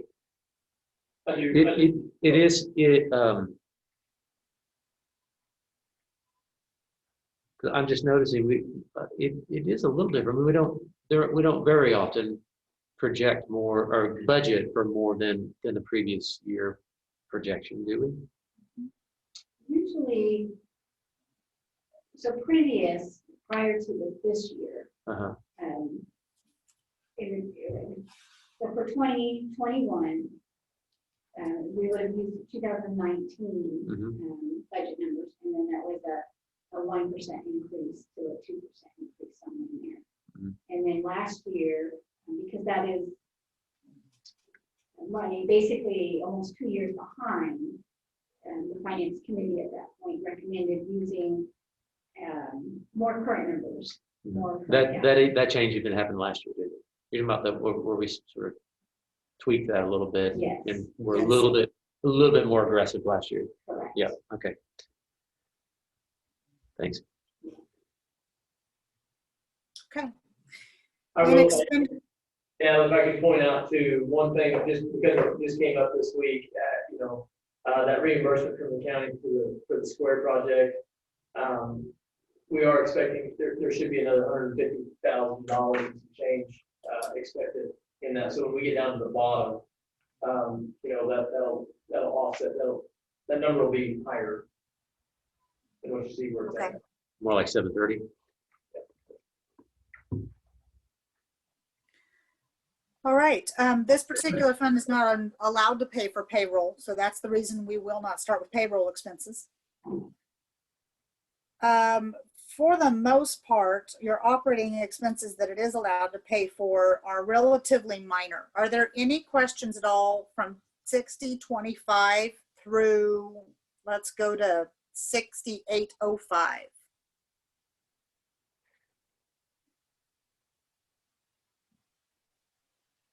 Okay. Then Sam, would you like to walk us through the information on 6611? Sure. So the T grant, as you guys may recall, that was a grant. You see reimbursement up the top for $9,000. That was $10,000 grant from MoDOT to study that area of Schoolview Drive and Elm Street and Jackson Street was off of it, and leaking all the way up into DD and Elm. So that was an 80-20 grant, so our portion would be 2,000. Well, that was the grant that we entered into with the county, and so that's why you see the $9,000 reimbursement up top. It is one of the grants where we expend the full 10,000 and then we get reimbursed. And so that's why you see the expenditure for the full 10, a reimbursement of 9. So out of pocket $1,000 on that. Has that happened? Has not the transfer of money, but has the engineering or the study happened? So we just got official confirmation yesterday, 2 days ago from MoDOT saying, here's your notice to proceed. So that when we came to you guys, that was saying, hey, you guys have done it. You guys selected, we selected Great River Engineering. I got an email this week saying, here is your notice to proceed. So they couldn't even start off. So now we can start. So now we can start. Yes. And the hope was that we could do that study while school's in session, right? Yes. Yes. And hopefully we beat any kind of change in the school situation, because that could happen. So they're going to push pretty fast. I wish I could pull it up real quick. I may do so. Well, you guys discuss something else, but Can we agree that once it's going to be done by March? March. Can we agree? Well, is it possible if suddenly we go to a point where the school district says, no in-class school, that's going to be that study's not going to be good to us. Right. So how long do we have to accomplish that? If March is our deadline. I think so. I think that's it. But I thought you said they might not even start till March. No. I said I think it has to be complete. Okay, so they might be able to start before the end of the year. Right. So I think that since we got that, I need to talk to them now. But that was what my hope was, is that when we applied to this and we talked about it, I was hoping that we would catch it obviously in normal school traffic and events, basketball games and such. The events are not going to be a huge impact, but the morning traffic hasn't changed a ton. If anything, it's probably increased because so many people take their kids to school. Yeah, but if they're not going to school, that's something they won't be able to even factor. They could guess, they could calculate buses, but they can't guess cars. Right. And so that'll be a challenge, right? So Andrew Seiler is over that at MoDOT, and so like I said, it's just very fresh. He sent that email. I emailed him back, said that he would be in touch. But that is a concern with those traffic. Sure. Hopefully they'll make it. Right.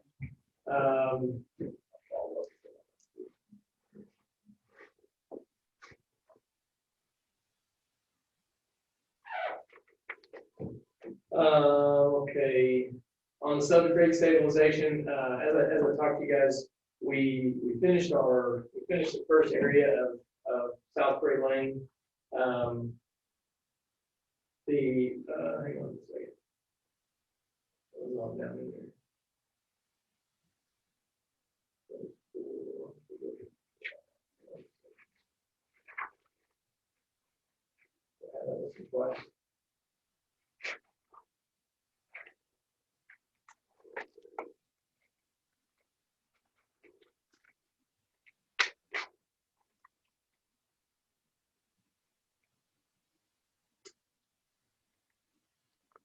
I want to make sure I don't have that listed twice.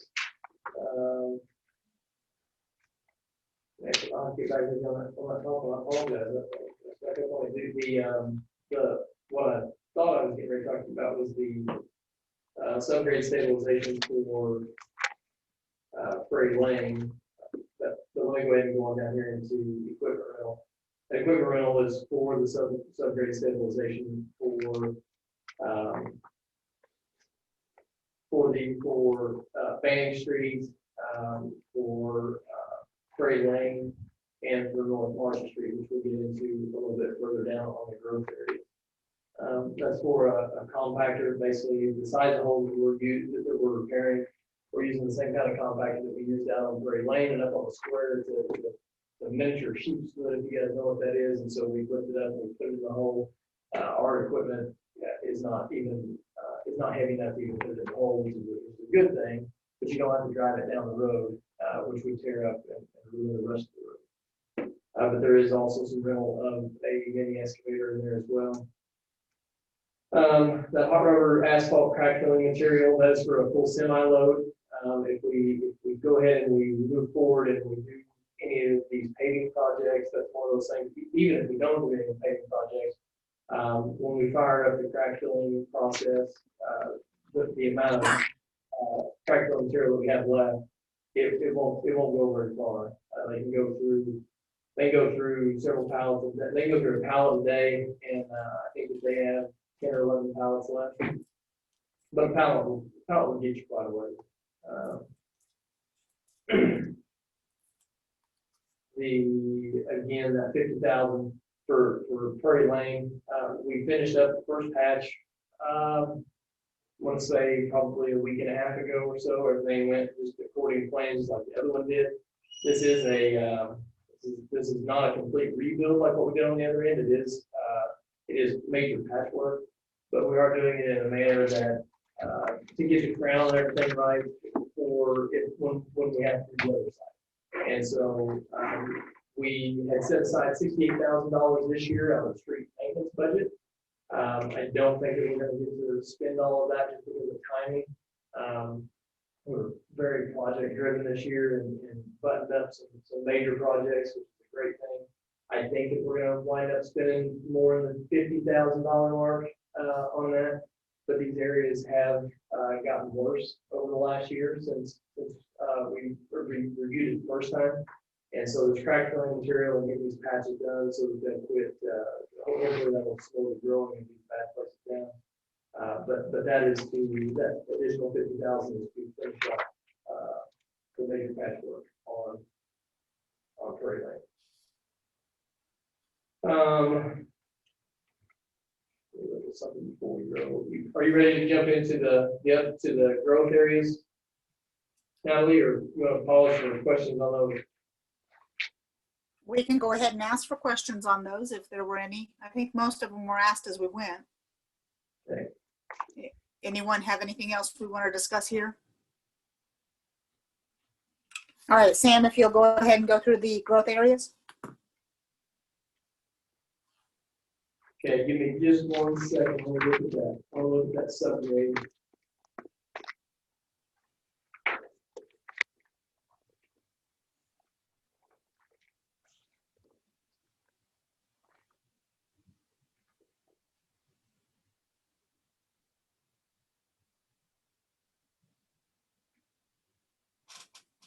Okay, the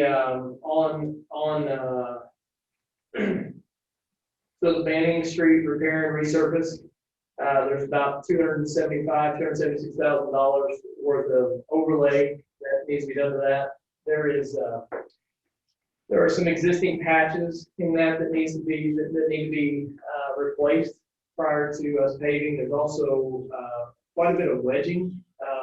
So basically what wedging is the road is too flat, they'll come in and they'll wedge that, and they'll put a thin layer of asphalt in the middle. I've got this figured on several places on there being an inch thick.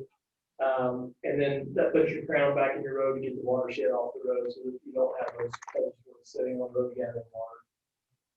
And that would be from, that would be overlaying, and then there's some milling figured in that as well for the wider section, basically from Church Street or there's the USDA building. It's a curved section from there all the way around Spur Drive.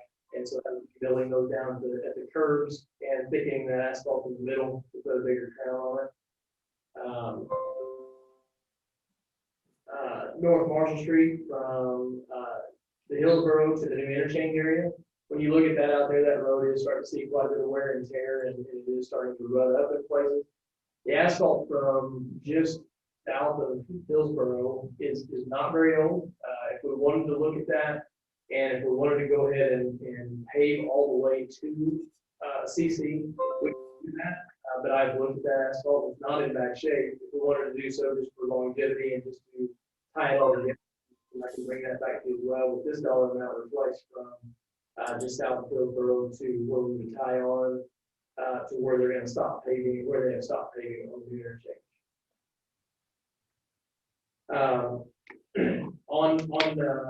when we're talking about North Marshall, there's $125,000 sitting there at the bottom of the hill, just before you go out of the city limits, there's, or the old city limits. There are, two very large metal culverts. There's $125,000 sitting there if we wanted to replace those culverts with a concrete box culvert. There's nothing wrong with those culverts currently, but they are metal. It's put in as a county road, and that's nothing wrong with that. It's not untypical, but they do have a lifespan, and they do restrict flow some. And so if we want to go in there prior to paving all that, we would figure in another $125,000. Just because we don't do it now doesn't mean that we would rip up a large area in the future, but we would be tearing up some infrastructure, some new paving that we put down. Then we would just concrete those acres back in if we replace it back at a later date. The ceiling and parking lots and trails, we've got ceiling figured in there for the two trails, one here at City Hall, one here at Rotary Park, and one at Hidden Waters. We did that a few years ago, and we paid for that out of the transportation fund as well. I apologize again for the bond. I don't recall if that was the big parking lot. City Hall parking lot, Rotary Park parking lot, Rotary Park Trail, Hidden Waters parking lot, and Hidden Waters Trail. So it doesn't include all of them.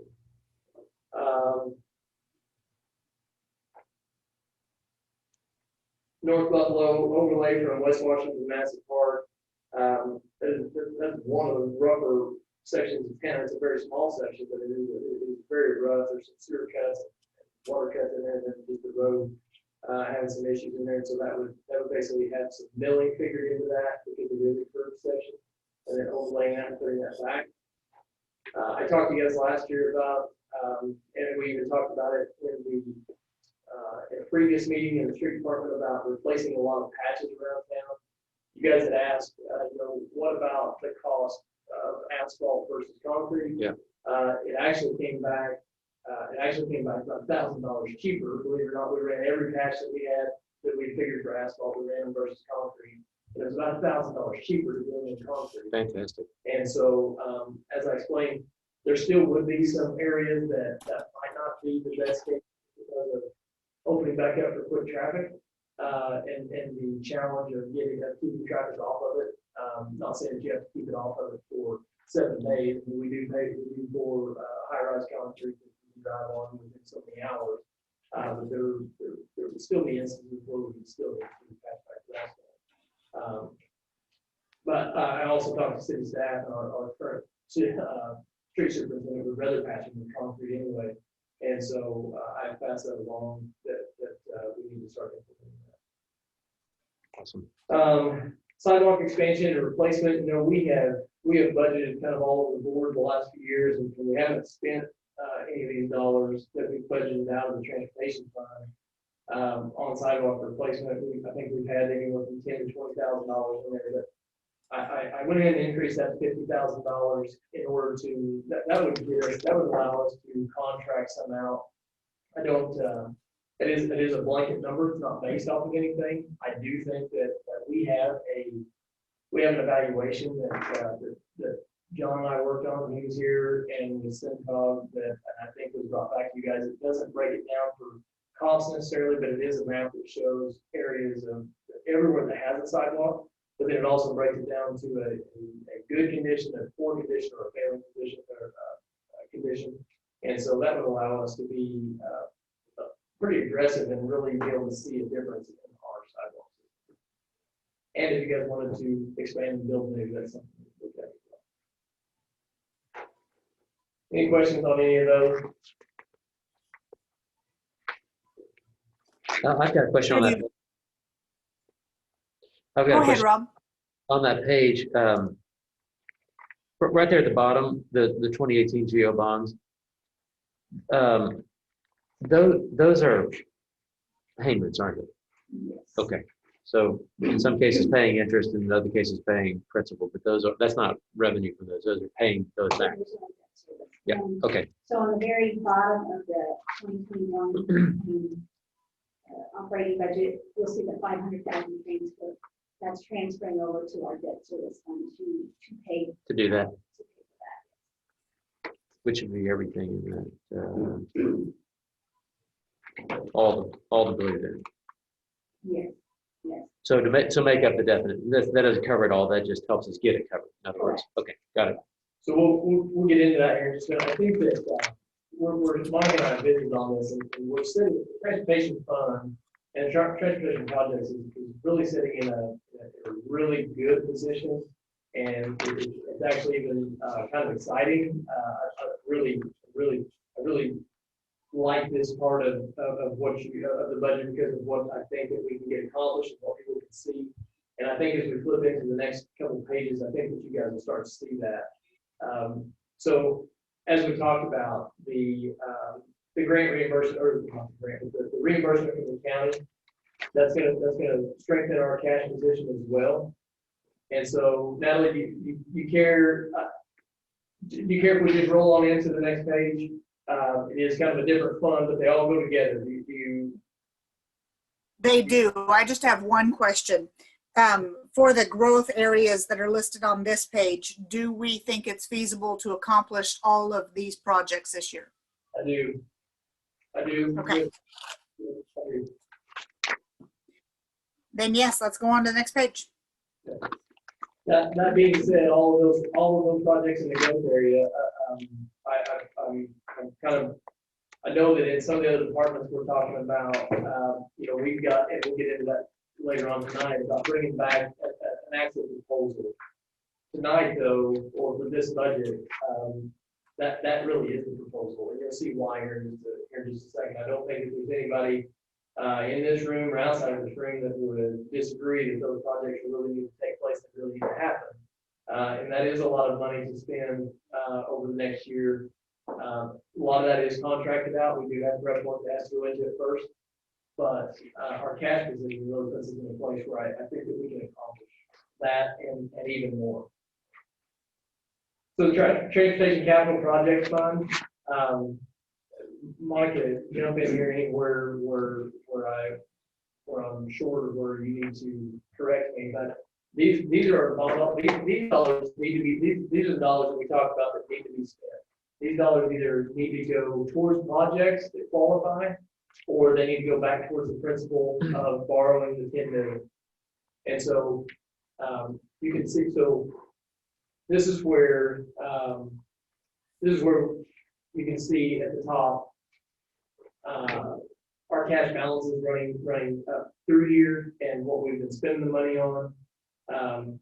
We did get some confirmations on down below. There's a line down there on the sewer casing that will actually come out of a different fund, and so that $225,000 won't come out of this fund. Those are the sewer casings that you guys approved to go under the new CC.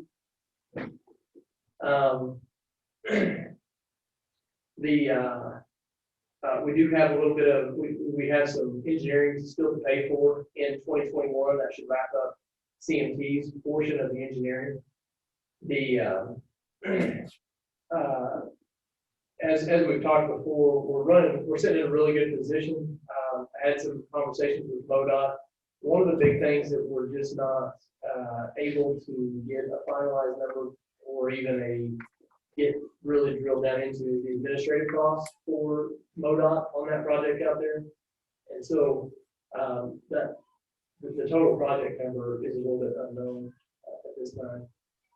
But you'll see projected at the end of the year, or at the end of 2021, the way it sits currently, that we're projected to have 535,596 in that account.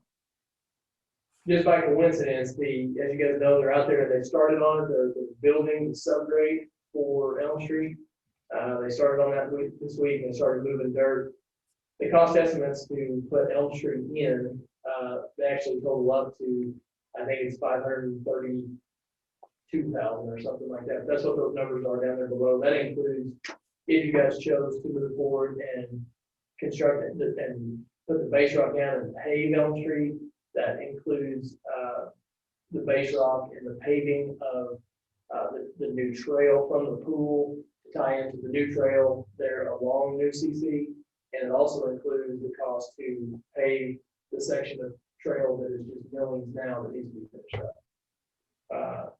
And so if the board so chose to do that and chose to put those dollars towards projects versus principal, I really think that you can get that accomplished within this fund. Again, these are my cost estimates based off of some numbers that I got from CMT. They're seeing their number for Elm Street, the paving portion of Elm Street was like 457,000, somewhere in there. I backed that down a little bit. That was figured off of $100 per ton. We paid closer to 70-ish, and so there's quite a bit of savings in that. This road here also calls for 9 inches of asphalt. That's our road specs call for 5. But with this being a major thoroughfare, Right, and seeing all that traffic, it's meant to be built this way.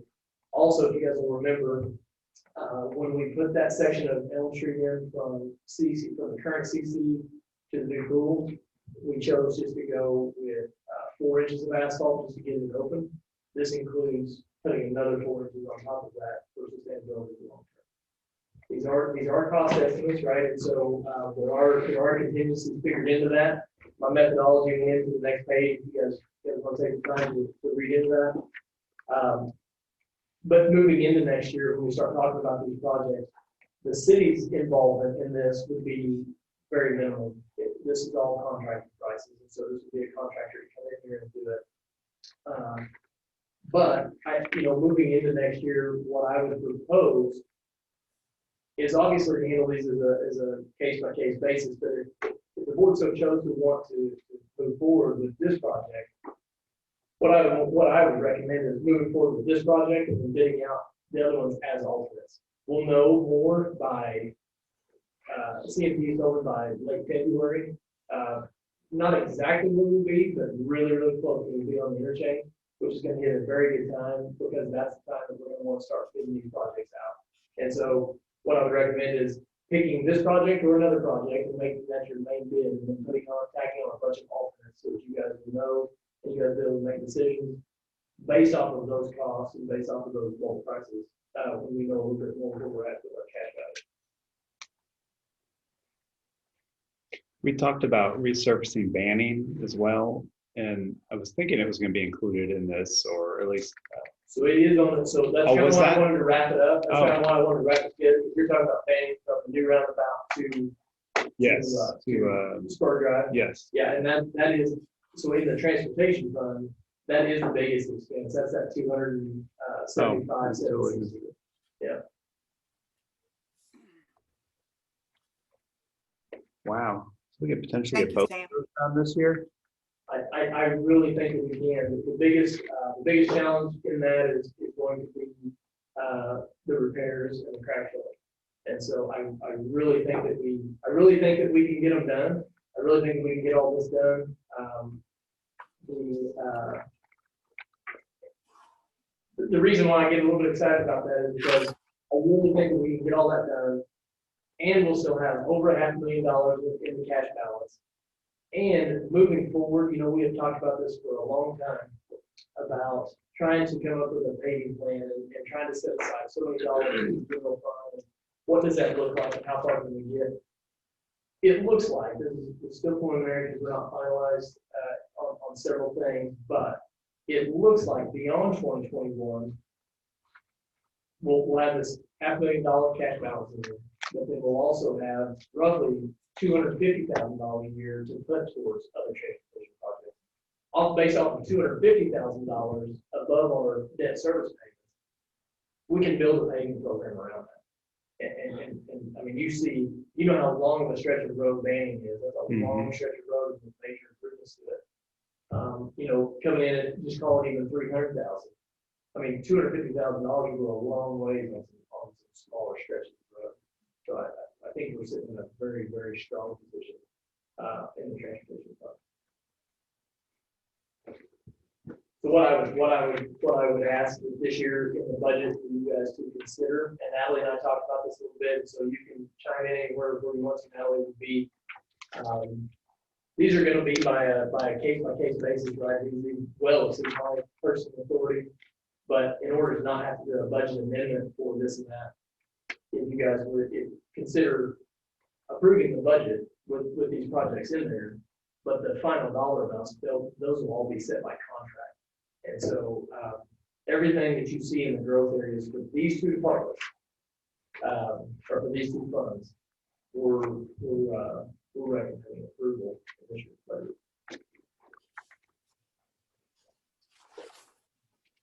Thank you, Sam. I, for one, am excited to see these projects in this budget. There are a lot of them, and they are some big dollars, but I think it's work we've known was needed for some time, and I am very excited to see the possibility that we could achieve such great strides in our infrastructure improvement with this next budget. You can always back off of those when the bids come in, right? You could drop one and postpone whatever it might be another year, but Mike and I was talking before the meeting, and so you have the square reimbursement, but then also what's not figured into the transportation fund is $86,000 worth of reimbursement for the COP funds as well, from the purchase of Patriot Park and this and that. Okay.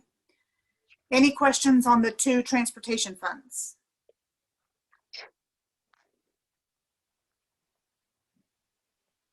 Okay, if not, we'll look real quick at the GO bond debt service fund. And being a bond fund, it pretty much speaks for itself. The revenue is the property tax levy. There is a transfer in from the transportation fund as required. And then the debt payments are those payments that are required under that bonding. There be any questions on this, GO? Okay, if not, we'll move on to parks.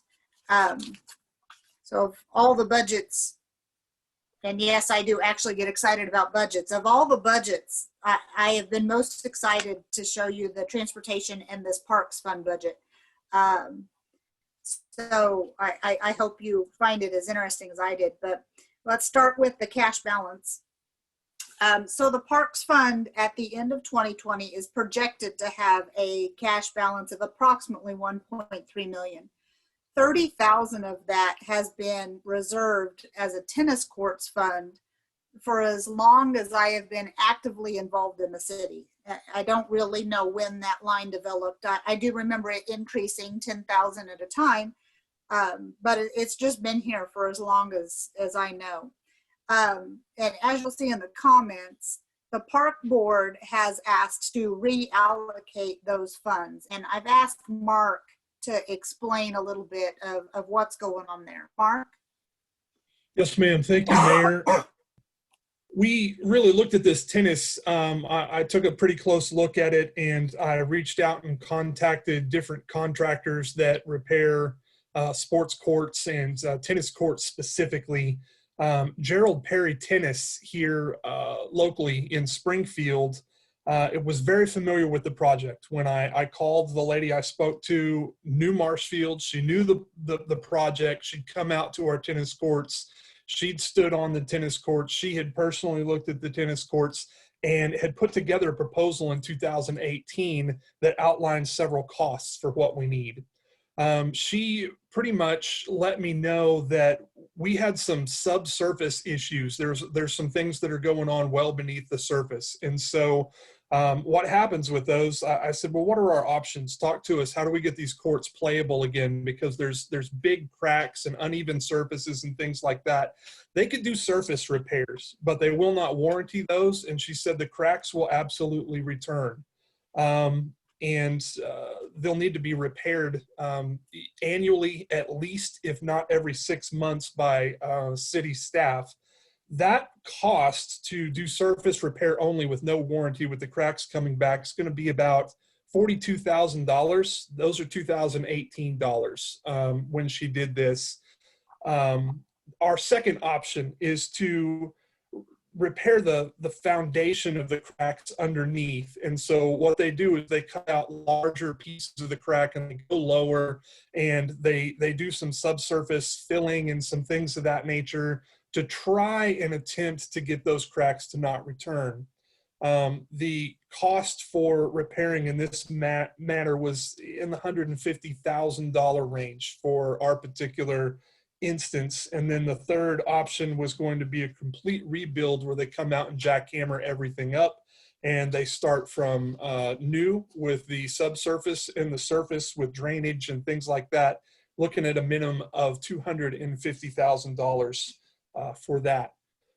Proposing it to the park board in that way, when we look at the options and the costs and reviewing the master plan and the interest that was gathered in a tennis program here, just decided that $250,000, those monies would be best spent elsewhere, future projects and growth and things of that nature, and elected to propose that we take that off the table. So what do we do to program that tennis court? That space, if you want, we want it done right, we're looking at $250,000. No, I'm going along with what you're saying. When you don't do it right, you don't do anything to it. So what do you do with the space? I mean, we don't want to leave it as an eyesore or unkept, an inoperable tennis court, do we? Probably not. So what do we do with that space? That's a good question. That's a question to you. If I can, I guess. I'm sorry, you broke up just a little bit, but I don't know that space.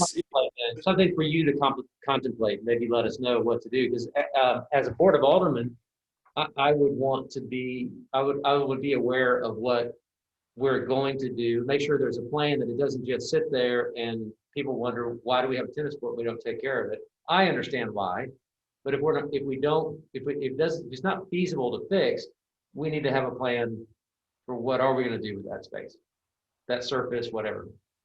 That's what I'm suggesting. That's what I'm suggesting. Okay, no, that's great. I think it's pretty well set up for just off the cuff. Batting cages would be an excellent use of that space, but I'll give it some thought, and I'll talk to the park board about it, and we'll have a plan. Thanks. Okay. Thank you, Mark, for laying that out for us. So the park board was recommending that those are reallocated towards the disc golf course, which you're going to see farther down. In revenues, the main form of revenue is our sales tax in the parks. We have our interest.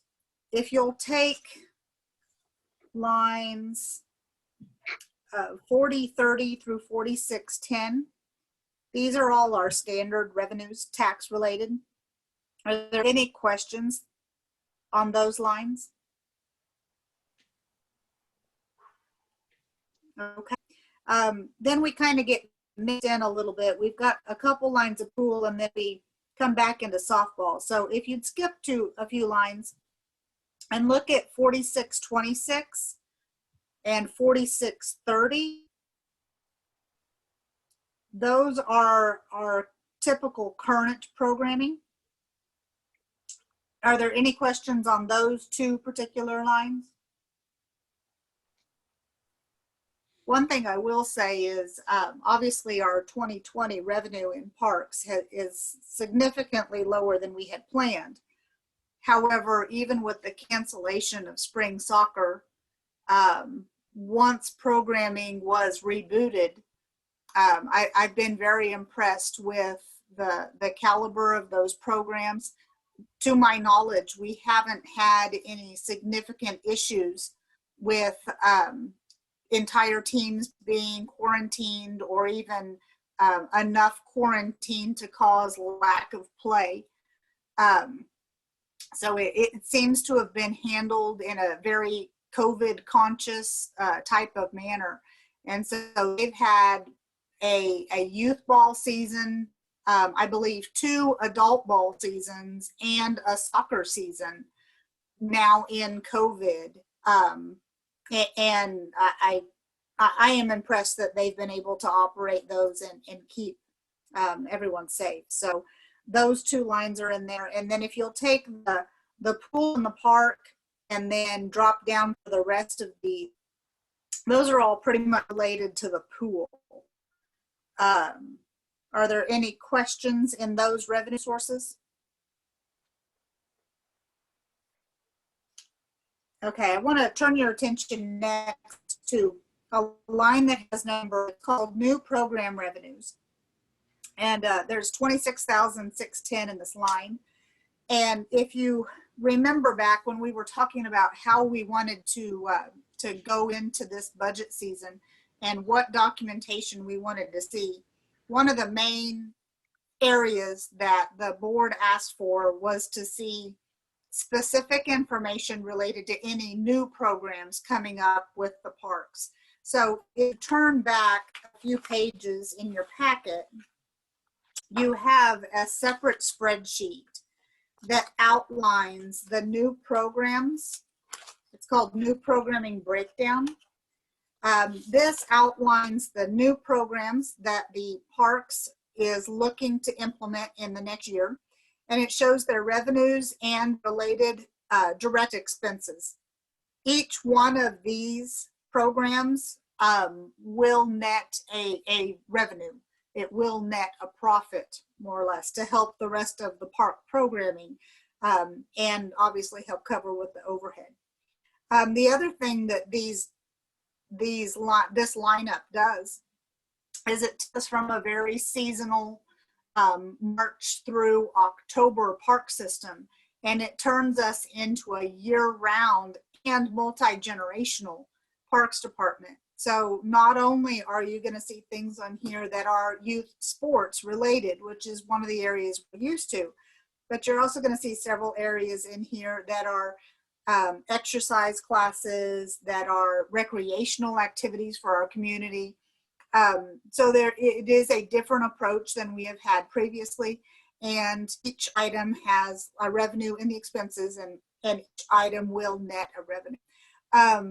Do you have any questions on these new programs that Mark might be able to answer for you?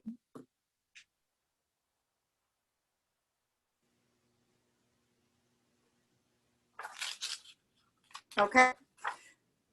Pardon me. It'll be a dog swim at the pool. We haven't done that before, have we? No, sir. Have you done that?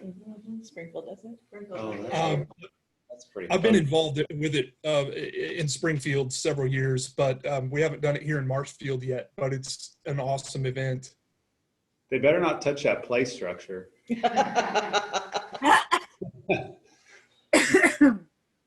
You make a valid point, Mark. Yeah. Okay, let's dig into the operating expenditures. If you'll take line 6010 through 6014, these are our employee-related expenses. And this does include one new permanent part-time employee. So permanent part-time was something that we found that was outlined in our employee manual that we're trying to incorporate here in an effort to maybe tiptoe into another full-time staff if the revenues and the programming would allow for it. This would be an employee who would receive benefits but not work full-time hours. Pardon me. Do you have any questions within the employment and employee expenses?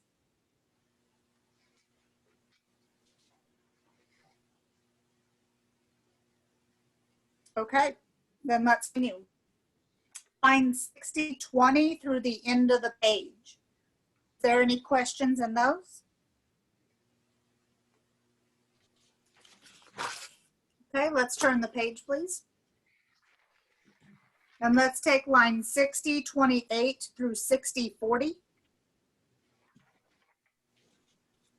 I will note the major increase in insurance, we still do not have those actual liability insurance premiums known at this point. So they still show a 10% increase because that's our normal placeholder for that particular expense. We'll take 6041 through 6050. Are there any questions there?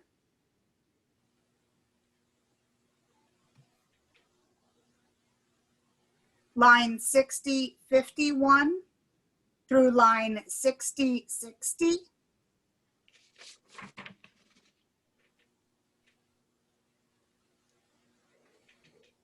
Okay. Line 6061 through line 6070.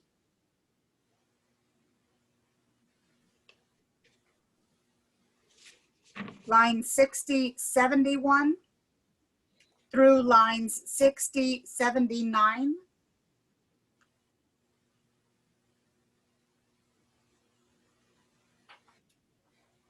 Line 6081 through line 6097.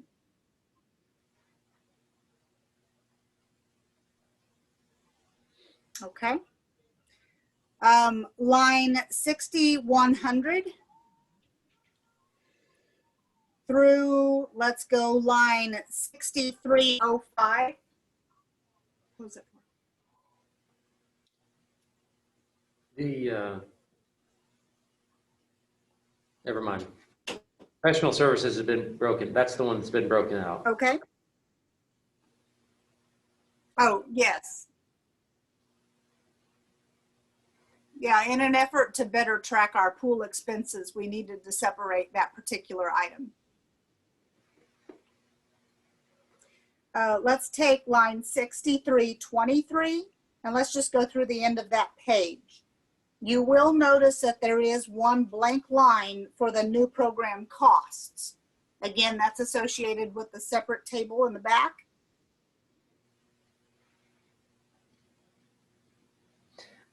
Mayor, do you mind? Monica, can you tell me? Oh, go. You mind if we back up? So, yeah, I thought I'd answer my own question, but with regard to professional services, but we didn't. There's still a number. You just pulled off the opening and closing and put them separate. But so what are the professional services there for 20,000? What are we talking about there?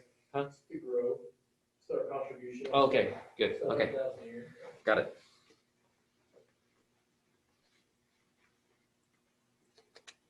Okay. Monica, my question on the new programs was, will we set up corresponding revenue and expense counts so that we can track the revenue expenses for these programs independently? Absolutely, yes. Thank you. Okay, let's turn the page. And we'll get into capital expenditures. And Mark, would you please explain or detail what these items are? I certainly will. Thank you. We come down into the Patriot Park Development Plan. That's the one I want to talk about first. This is in correspondence with our master plan and ongoing development of Patriot Park, specifically phases 2 and 3. Phase 2 being the activity center. On the timeline as far as the payment of debt, the debt payment goes, we would be on track to switch payments over sometime in 2023 to going toward the activity center. Along that timeline, there's some preparation that we need to do regarding that activity center. And the first two items in this area here, this growth area, are for specifics to that. One would be with the architect and they need to write a program for that facility, meaning they will sit down with us and we will go through what we want to use it for, how we want to program it, and what that design looks like. And they'll give us up to 3 variations there. The cost for them to design this full program is $20,000 from SAP. That brings us into the second thing, and probably the most important question that needs to be answered in this entire project is the feasibility study. And so I talked to Ballard King about what they would do regarding a feasibility study there. They would take the program that SAP Design worked with us to establish, and then they would determine what is the feasibility of that program in our community and in our service area. So the questions that need to be answered is, will revenues that are produced at that facility cover our costs for what kind of programming we need, and what does that look like? What does our participation look like? What do our user groups look like? And can we sustain that?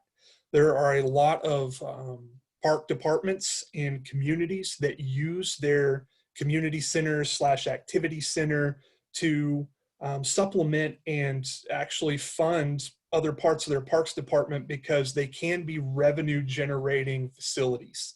And in a lot of instances they are. This feasibility study here with Ballard King will let us know, is this a revenue generating facility in our community? Can it be that? Can it help us sustain other programming? Will it bring in the kinds of revenues that they do in other communities? And that right there is a pivotal point for our development and our planning, because the answer to that question is absolutely essential with how we move forward and how quickly we can move forward, and in what ways we can move forward with the master plan beyond phase 2, and funding for that as well. Is it going to be there, or are we going to have to look elsewhere and get creative with funding? So that's the second part of that. And Ballard King has said that would be between $20,000 and $30,000 for that study to be conducted in full. And then the third part of that package is the concept design for the rest of Patriot Park. And that would be, talk to SAP about that as well. That would be up to 3 different themes and 3 different site layouts. And they do 3 initial concepts, and including a final concept design. It includes a probable project budget as well.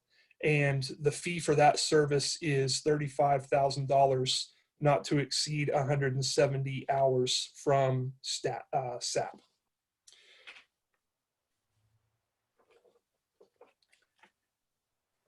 Any questions on the Patriot Park development?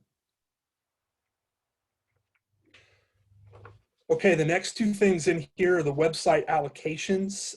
There's an allocation here if we decided to do a citywide website rebuilds and make a new website for the city. That would be Parks allocation of that. If Parks went alone for that service, I talked with the Civic Plus person and kind of estimated a cost on what it would cost for Parks only website.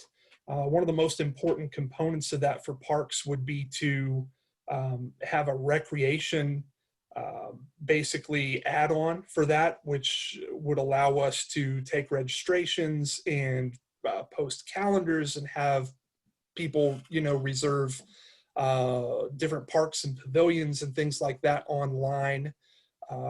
And so that Civic Rec, a lot of the website developers have portions of that, or they contract with somebody who works with park and recreation software to be all inclusive in the website there. It would be about $20,000 for that build. The next thing on the list is I've got pitching machines. I coached I coached this summer in youth ball, and I had the age group, and that their development. I think pitching machines are essential to that program. We have a 6-week program in the summer for youth ball.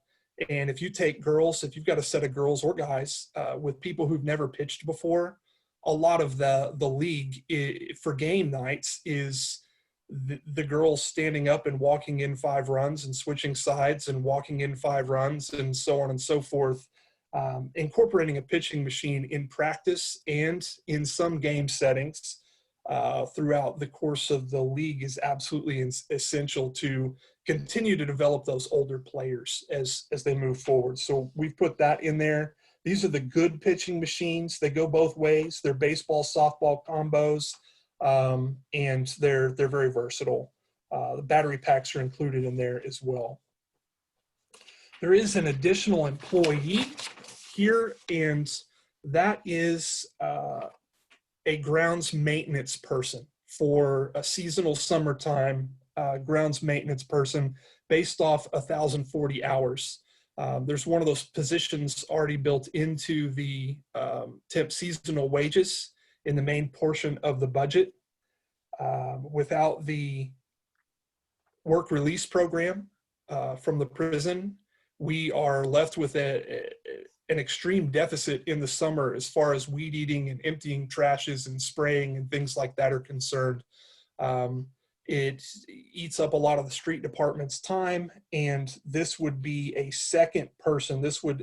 Having this position would have us a seasonal crew of 2 doing that, so that the operations person, the full-time operations person, could do things like park projects and repairs and field development and prep and things that they need to be doing, whereas right now they are stuck 40 plus hours a week doing nothing but weed eating and emptying trashes. The next thing that you'll see is the disc golf course, which we talked about earlier. I've met with a gentleman that owns a company called Disc Golf Monkey. I actually met with him at the Missouri Parks and Recreation Association meeting back in February, and I've spoken with him again since.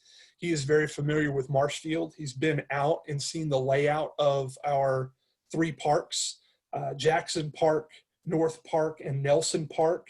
And the disc golf course is part of the master plan, of course, but it pretty much incorporates these 3 parks and lays out an 18-hole professional, top quality disc golf course, tying in these 3 different facilities there.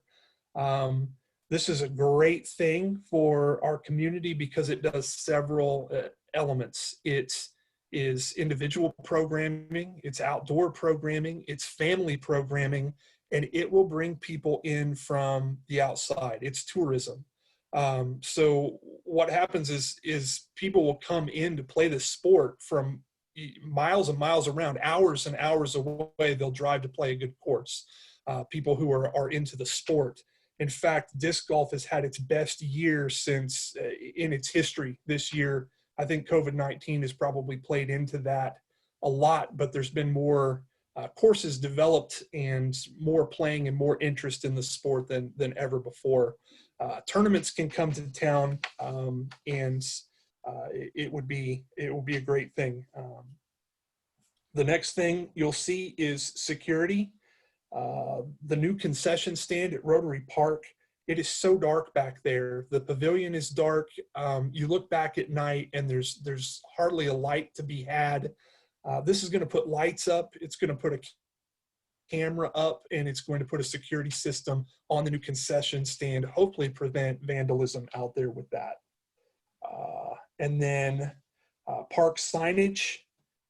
This would be to get new signs for every park that are themed, that match each other, that brand, that have the logos on them, and it will bring those parks together, along with some needed signage, smaller signage like the trail there at Rotary Park. so many times I see people who come up to that driveway that goes into the ball fields there, and there needs to be some safety signage there, some stop, watch for pedestrians both ways, watch for crossing traffic, etc. These will put some of those smaller signs in our parks as well. And then a couple of things that don't have dollar figures. There's some engineering and architecture fee. There was some talk about the Patriot Park and Dr. Tommy McDonald Aquatic Center sign. There's been some talk about development of that sign using a rock that was left over from the original pool that has been excavated and that's sitting there. This would allow us to continue to pursue what that sign looks like, its design, and its build.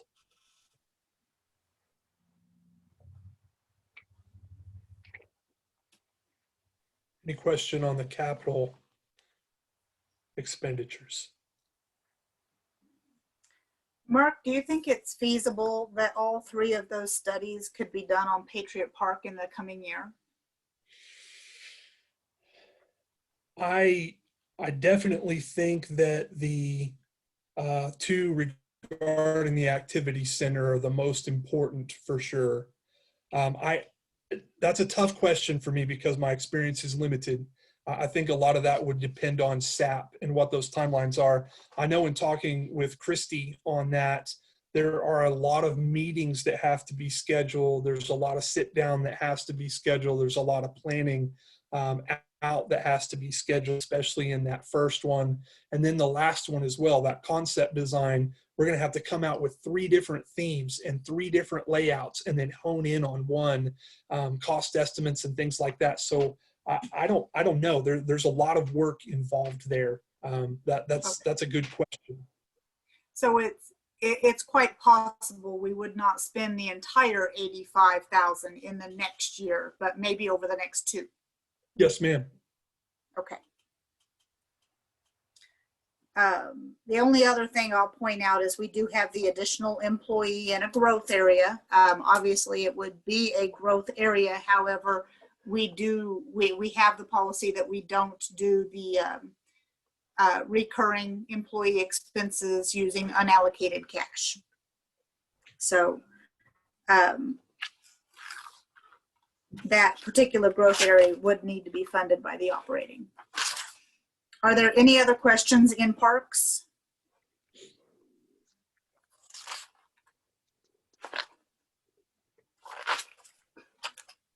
I will make note, I made the caveat about the employee, but there is, I think, sufficient funding in parks to cover that $13,000 in the operating fund. So after I said that, I thought I needed to reiterate, there is sufficient to fund it using operating, but we would want to move it out of the growth area and into the employee lines. Okay, if there are no questions on this, then we will send these to the Finance Advisory Committee. And we'll now turn your attention to the capital asset and growth area spreadsheet that's been compiled by Sam and Monica. And I'll let those two explain. Columns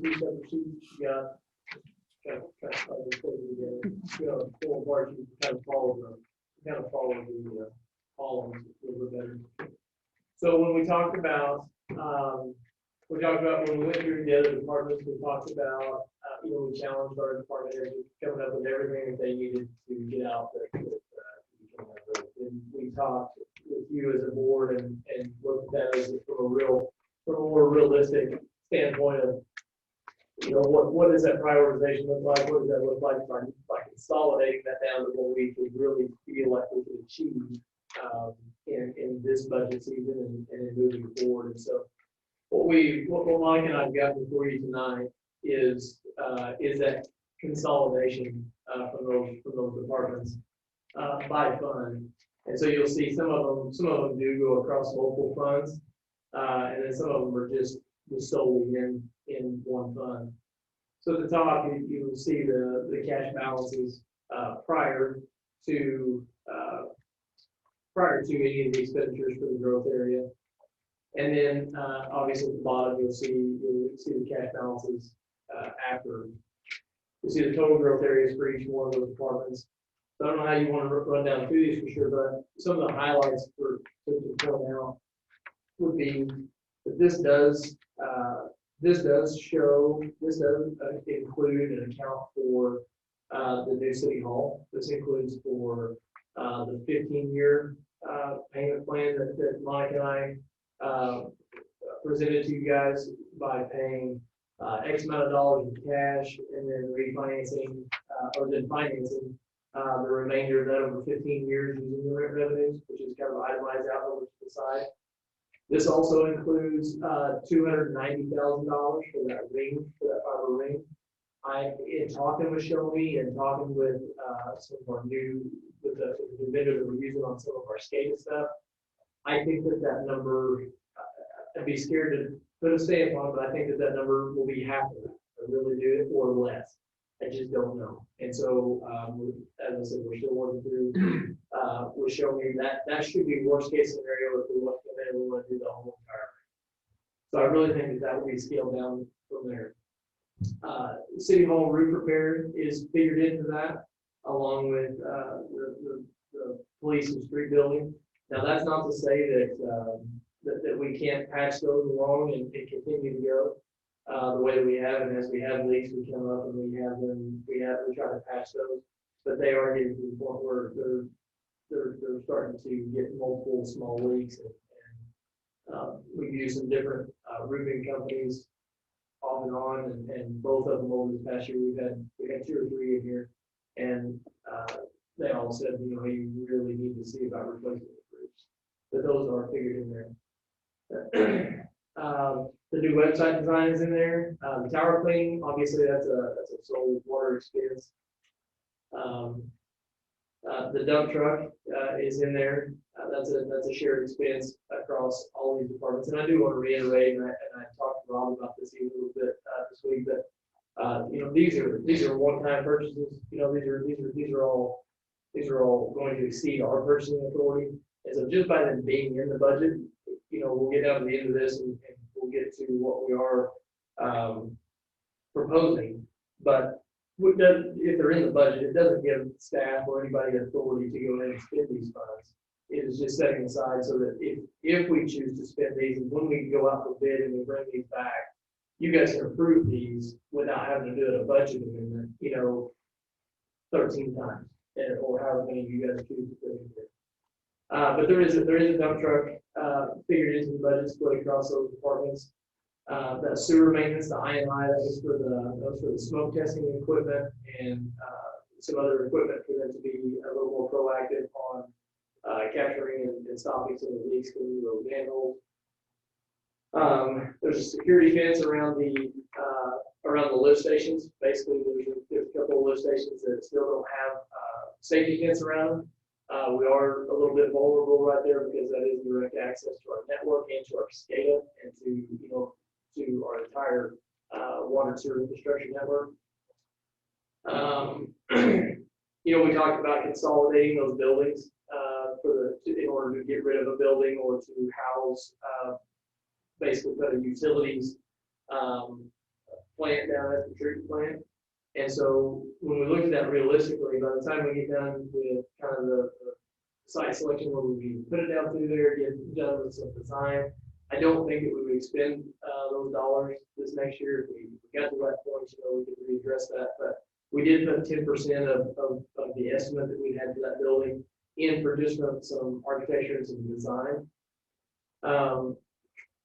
The next line, you will notice that, and that's my fault, I didn't catch it until I got in here tonight, that you'll see the total amount line over on the left is 35,000, but when you get over to the right-hand column, it says 37.5. That should just be a $35,000. And that's for a used utility truck. Those trucks new, like the last ones that we bought, they're up around $60,000 or $65,000. We paid $50,000 for the ones that we had. But we, you know, I did take to heart what the board had said last year about looking at used versus new. And so that's what we've done across the departments for these. And I have, and the $35,000 is based off of some trucks that I have found just searching the web for some more trucks. There's another utility truck for the sewer department. The mini excavator, this is, so there's a combination in here, and why you'll see this, if you go back over your past budgets that we've already presented, it says mini excavator and trailer. There was a dollar amount in there for the mini excavator, and then there was a $13,000 number there for a heavy duty trailer. Well, obviously we don't need the trailer if we don't need the mini excavator, so I just lumped those together. Those would be two separate purchases, but for the dollar amount and for your guys' consideration, those have been lumped together. There is a skid steer attachment in there. This is the attachment for the dirt work. This is a Harley rig that all of our department heads have requested. Replace the old bucket truck. This is estimated to be a $60,000 expense. I talked to Webster Electric. They do have a truck that is going to be coming up, even possibly before the end of the year. But this truck, like I've told you, this thing it's just changed how we operate. It's changed some of the stuff that we can do in-house versus having to farm out or even work out agreements with Webster and this and that. And so you will see it spread across different departments. So those departments use it for changing lights and changing sensors, to work on the roofs, to work on multiple things. So it is spread across multiple different departments. You will also notice that there is $30,000 allotted to the general fund, but we are required to be a tree city. We're required to budget $2 per capita. So roughly, $15,000-ish to be a tree city. And so what we're proposing is to take $5,000 that we actually already appropriate for tree city and purchase that out there. Obviously, we use that truck for tree removal and tree trimming. Technology upgrades to the boardroom, that $5,000. I've been looking at it. There may be a way, there may be some items that I can purchase even out of what's remaining out of this year to do some improvements in here without jumping into a major expense, not knowing the timing and if and when we'll move. And so I don't want to just purchase something that would just be temporarily for this building. The street department, this is a used utility truck. You will notice there's a dollar amount difference between the 20 and the 35 in the other departments. This department has a truck with it's got a really good utility bed on it. So all we're looking for is really a pickup here and not the utility bed on it. The admin vehicle or admin truck, that kind of depends. I put the vehicle that I was driving and using, I put it into the fleet, and it is heavily used. And so this is built off of these other trucks are taking into consideration Richard keeping that truck. The contract street markings, that is the street painting that I would like to be a little more proactive in and keep up with those. I think in the budgets that we presented earlier, I think a new machine was $14,000, something like that. Replace the sewer reactor blower. This would put one of those three blowers, which I've explained is the life of the plant. This is what keeps the oxygen going to everything. This is what keeps the physical, literal bugs alive. This would put one of those on the shelf. I think I explained to you guys that this year we got down to one blower this year. They've been rebuilt several times, but it was touch and go for a little while. And it's not only the outright purchase of this blower, but the timeline and to receive it. When we were down to that one blower, I had made a phone call one day to ask for just to buy one, and then I was just going to bring it back to the board and explain the emergency purchase. And we couldn't even get one for 8 to 10 weeks, and so that's a real concern. And what we're proposing to do in that one is to take $20,000 out of the cash balance out of the wastewater fund, and then take $20,000 out of the replacement fund as well. As you guys can recall, that replacement fund is not being funded. We did stick some money in there, but it's not like the water department where part of the rates go into the fund. That's why we're only recommending spending $20,000 out of it right now. There's another, there are two used utility trucks for the water, and this is really just playing catch up. This will get the guys back where they need to be. The water department, more than any, really split up and they go their own way because of service orders, because of so many meters and meter repairs. They need more vehicles than most other departments. Drop on down in there. This is the parks website design that Mark was talking about. The pitching machine, the additional employee, all the stuff with the parks are the things that he just went over. And then you jump in down to the transportation, and those are the items that I just went over in the other budget. You will notice that the $500,000 for hotel is not in this because it's actually out of the remaining bond proceeds. So this is just the transportation fund itself, not the capital transportation fund. And so at the end of this, when we look at that, and you look at what the cash balances are afterwards, the question would have to be to the board: what is your what is the goal, or what is the cash balance that you want to leave in that after the? And Monica, you jump in here, but she's got this listed out there at the bottom: the 3-month and the 6-month operating for each one of those departments. And even after you add City Hall and that full amount for fiber ring, that still leaves a pretty good cash balance in each one of those funds if we were to expend all of those. Just to be clear, not including the reserve fund and the cash reserve fund, right? Correct. Okay. Yes, that is strictly based off of the unallocated cash. Mm-hmm. But I do show on this page what, if you add that, the reserves in there. Okay, I just picked that up, yeah. Yeah, there's $632,000 in reserve.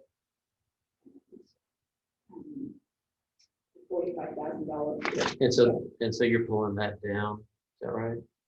So after, if you were to expend all of, so take the general fund, for instance, if you were to expend you're all of it, uh-huh. and then you added back in the reserve cash balance and the cash flow reserves, then we're saying that after the growth areas and adding those, you have roughly 1.2 million in cash.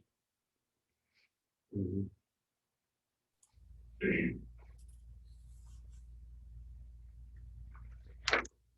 Monica and Sam, first I want to say thank you for putting this together. I think it's a great way to look at this particular situation. Kudos to Monica. I started one, and I had color coded and best made of it. She cleaned it up to where we can really see a global look at it. Tell you what, this is an exciting budget. Good stuff. It really is, right? It is. Monica, are you losing any sleep over anything on here? No, because I feel like each thing, any of these items are going to come back to you. And we're going to, as we continue to move along through the year, we're going to continue to see where we are. You know, if we saw a slowdown, sales tax, slow down, we would see that each month. I really feel like.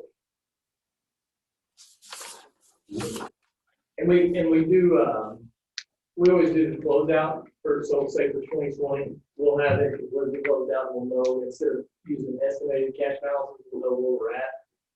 Usually by the first meeting in February. I've looked at all of this, and honestly, the only thing that might come up, I don't want to speak for Mark Baker, but the only thing on here that I can see of that might come up would be that bucket truck that we need to take advantage of beforehand, before we would actually know where we're at. So even if the board, even if you guys wanted to adopt the entire budget tonight, which is not what we're asking, I'm ready for that, but if you wanted to, I would still make that clear and have an understanding, and even put that stipulation that the expenses would be spent until we knew exactly where we were at, which Lonnie and I are talking, and I wouldn't feel comfortable recommending you guys to spend those dollars until we knew exactly where we go. But sure, there's very, very few that I feel like it really turned and you guys would have to make a decision before we close out.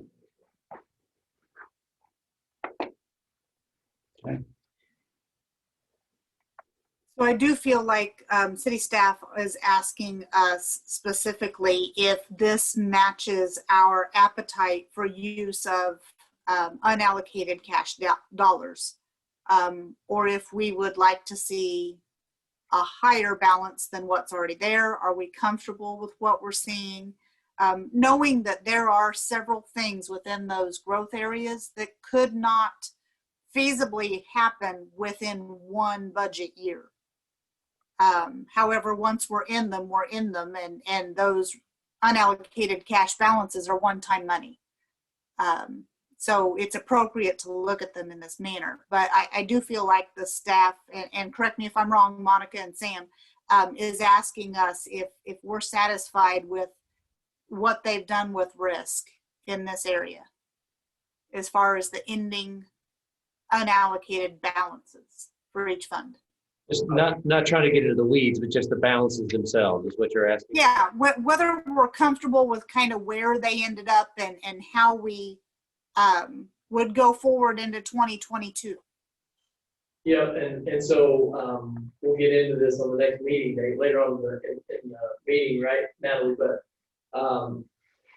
so our intent is to bring you guys back to give you, to get out in the next little bit, a finalized budget. This is it. This is the last budget that we have to present. You guys, after tonight, you guys have seen all of the budgets. This is it. And so now we'll produce you guys with changes that you guys have had and the input that you guys have had and getting back in the finance committee. And so, yes, Natalie, you're exactly right. What staff is asking for is, do you feel comfortable with this that we put in front of you? If we put that into the budget, knowing that you're not all you're doing is appropriating those funds. You're not actually spending those funds until they come back to you on a contract by contract basis, or an individual purchase by purchase, so that we don't have to come back and do this many budget amendments moving forward. So again, you wouldn't be if we put this together. If you're comfortable with this being in the budget, you wouldn't be approving those dollars we spent, but you'd be appropriating funds in the manner that we brought that back to you at the appropriate time of the year, if you guys still wanted and still agreed, and if everything was flowing the way that we projected to. How much, just out of curiosity, and it might be on here, how much of unallocated cash is projected to be left over at the end of this year? Is that the number at the top, 868? That's actually, Yes.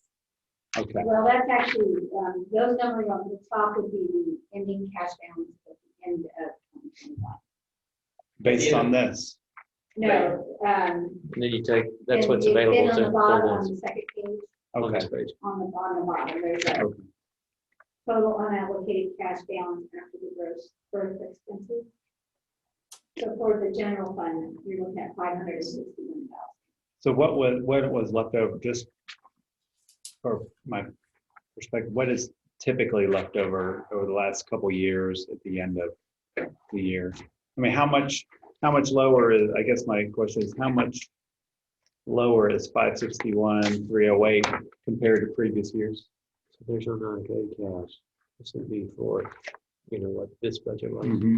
So that shows 17 and 18. Holy moly. Yeah, this great. Well, and that's what I was saying before the transportation presentation. I told you I was really excited about the budget, because it's really probably the best that I've seen since I started putting budgets together, and in a spot where we're still playing catch up from lots of things and equipment, but this is gonna put us in a really, really good spot and still maintain some good cash balances. So for me, based on the sort of the stipulations that you laid forward, as far as, using these for placeholders for discussion to happen later. Sure. And if you include it all in and boils down to that, I'm comfortable with the bottom line, even if some of those might turn into some other expenses. It doesn't give me any heartburn, but most importantly, Because I don't sense any heartburn from you, Monica. I mean, I don't.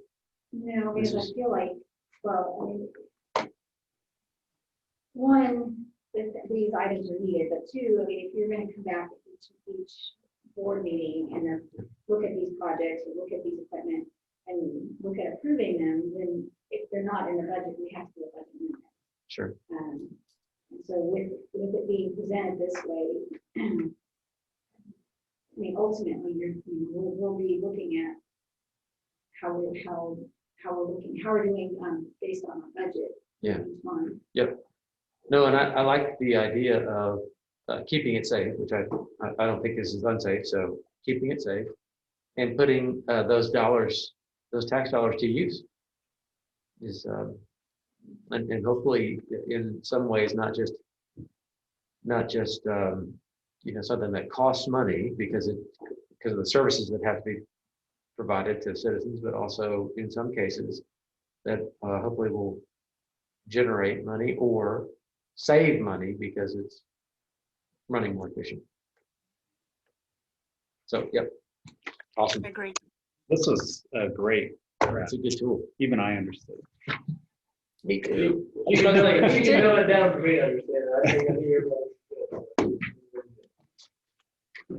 Awesome. Any additional comments on the budget before staff wrap this up for us on the next meeting? Okay. The last little page in your packet is a capital improvement survey. So one of the things I wanted to try to do was figure out a way where we could receive public input about the budget process without opening it up to a blanket canvas of tell me absolutely anything you think about government finance. So what myself and city staff mainly have been working on here was how can we put together a survey that would be available for our citizens to fill out between now and our next board meeting when we have to make our budget decisions, that could help us weigh the public's input on certain projects. And we decided that it was most important on capital improvement projects and what type of information we might like to obtain from them. So this list of questions was developed from that. We also reached out to Mark, and we reached out to Dwayne Lavery and tried to get a complete picture and try to get outside input on this as well.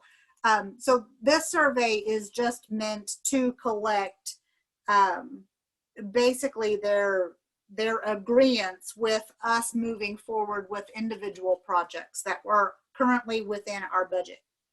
Do you have any questions or concerns with this? We're hoping to put this out. City staff are going to collect the data and then be able to provide it to us before our next meeting. Are you going to send it out pre-filled out like this one is? Actually, no, but it's kind of like a Survey Monkey. Have you ever done one of those? No. Okay. I knew you weren't going to send it out, but yeah. But it's an online survey. We got to be careful to when we ask a question about a complicated item. We've got to make sure people understand what the implications are and what the background is. And let me point to one in particular about the city hall. All right, so I don't think one should assume that people know that we already own the Metropolitan Bank building and have already invested money in it. You know, so if you're just coming into a question like that, and I think we need to look at them all in that way. Are they going to make do we, by building the survey, have an expectation that we're going to get a frame of mind where the actual survey respondent doesn't have enough information to answer it the way he or she might if they knew the whole picture or some other aspect of it? And that I just picked that one because that's a huge one, and that is that would be open to a lot of different interpretations about whether or not that's a good idea or not. So I think that would be. I agree. And I think it's specifically on that question. It's one I wanted to put on there, and we have rephrased that exact question. I don't know how many times. Yeah, I couldn't support this one going out. Well, ultimately, what I would love to see, and I don't know that we'll get there, there's still conversation to be had on this subject. I would love it if we were able to do more of a, what did they call that when we were looking at options for the interchange project? It was a charrette? Anyway, where we would have, different options for the citizens and more information available for that particular piece. Because I agree with you, there's a lot more to know than just, do we move City Hall? What about the other questions? Well, actually, on all of these, they're all things we know that we need to do. Yeah. Should we resurface Banning? If someone uses Banning, they're going to say yes. If they don't, they're going to say no. These are things that we know need to be done. We've already put them in the budget this year. Shouldn't we be surveying them about the future of the parks? Even the disc golf course, we've got stuff already. I wish I'd have planned on that. that. That's exactly right. I think the survey should maybe be based on things that would occur 2 years from now rather than this year. Yeah. So maybe it's something we could use next spring in preparation for 2022? Like this could have been helpful. I don't know. I just don't know how helpful surveying on the roads when we know which ones are in the worst shape. I don't know that. How much the public's opinion. We need bigger picture things than something that's like in the details that we've already worked through. If we know a road is about to, fall apart and potentially cause damage to people's vehicles, it's like, if the public says, no, we don't want to do that, we got to do that anyway.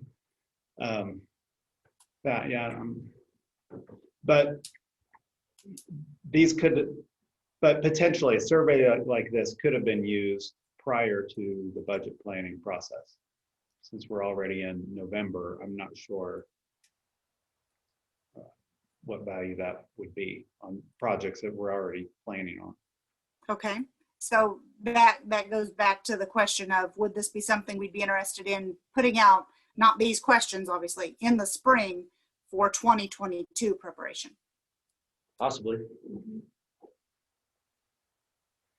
Okay, and obviously, there will be different questions, but maybe it's something the board members can think on, what it is you would want public input on.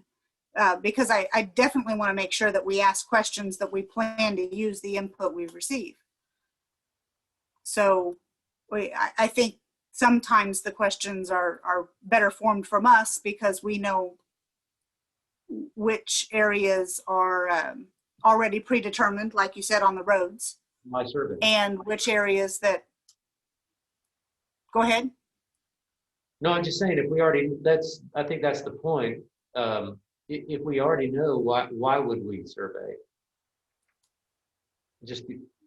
And that's what I'm saying. So if the board could help think of some questions that we might be interested in doing, we'll wait till spring and redo this idea if there's enough interest in questions that we could put forward. I could see potentially something out of the growth plan, that is projected, but we've not come to a decision on it that yes, we are absolutely going to do this, but these are some ideas and we're not really sure what we'd want to move on first, and feeling out that way could be. Yeah, I think you're right. We need to give it some thought because we don't want to be seen as asking the same questions we just asked, right, with the growth plan, because there was a lot of community input. And so then to turn around and say, do you want this after they told us we want it, might be survey fatigue and sort of saying, well, what's going on here? So I think you're right. Yes, let's wait till spring and see if we can use a survey to get additional or new direction, but not re-ask the same thing that we already asked Right? and got significant and substantial feedback already. And really need, that's sort of our direction right there. But we may have other things coming up that we need to sort of look into from scratch. Right. Okay. Any other input on here? I do have a question on the budget, Natalie, for everybody. If comfortability level as far as scheduling next meetings, and maybe you would have got to that in talking about the next meeting, but do you feel like if we bring back everything that we talked about and there's no major changes, and we'll point out what changes there are, do you feel like that we need to be looking at 2 meetings? Right now, we've combined the meetings into what get ready to do, kind of proposing to be 1 meeting in December. But just food for thought, I mean, do you guys feel like that the budget is where Can we do it like we've done in the past? We set 2 meetings and hope we can get it done in 1. That's totally appropriate. Let's do that. Yep. Okay. Okay. So that is our next item, which is we had set a date for December 3rd that needs moved to December 10th. And then would a secondary date of December 17th work for everybody? So that's 2 Thursdays back to back. Actually, it's going to take that. Works for me. Okay. And what time would we like the meeting to start? On the 10th. Are these going to be pretty long, or do we have any idea? This will be the full budget, but we have already been through line by line. So the only specific line by line work we will do are things that have changed since the last time you saw them. So that would be individual lines that we have received confirmation and we hadn't seen before. What about other agenda items in that meeting? Because are we looking at that being our next one, right? That would be our next meeting? Yes, the 10th would be our next meeting. We have 2 items we've tabled, which may appear back on that. In conjunction with the governor's order to extend the state of emergency, we will have that back on the agenda. We'll be doing our COVID update as usual. Well, thank you. Our banking bids, you won't be asked to make a decision on those. You'll just be presented the information so that when they come back at that first meeting in January. Okay. I say 6:30, just on the only safe side. Can you make it happen? Or 7? I can probably be here at 6:30. And if Okay. I'm 10 minutes late, I'm 10 minutes late. Okay. So Board of Aldermen at 6:30 on the 10th. And then tentatively the 17th with a time to be set on the 10th. Yeah. Okay. Is that appropriate? Okay. Because we'll know on the 10th whether or not we need it. Yeah, we're gonna get through it all though. That sounds fantastic. All right. So in future agenda items, pardon me, I have that we are pulling forward new business item number 2 regarding the designation of parking for law enforcement only, and that we're pulling forward agenda item number 5, which was the utilities on McNabb Road, pending DNR approval and the staff recommendations. If those 2 items are available, they will appear on the next agenda. Is there anything else you guys would like to add? Okay. Then with that, I'll take a motion to enter into closed session. So moved. And a second. Okay, a roll call vote, please. Oscar, Yes. Bowers, Yes. Montgomery, Yes. Lee, yes. Okay, we are going to take a short recess and switch Zoom.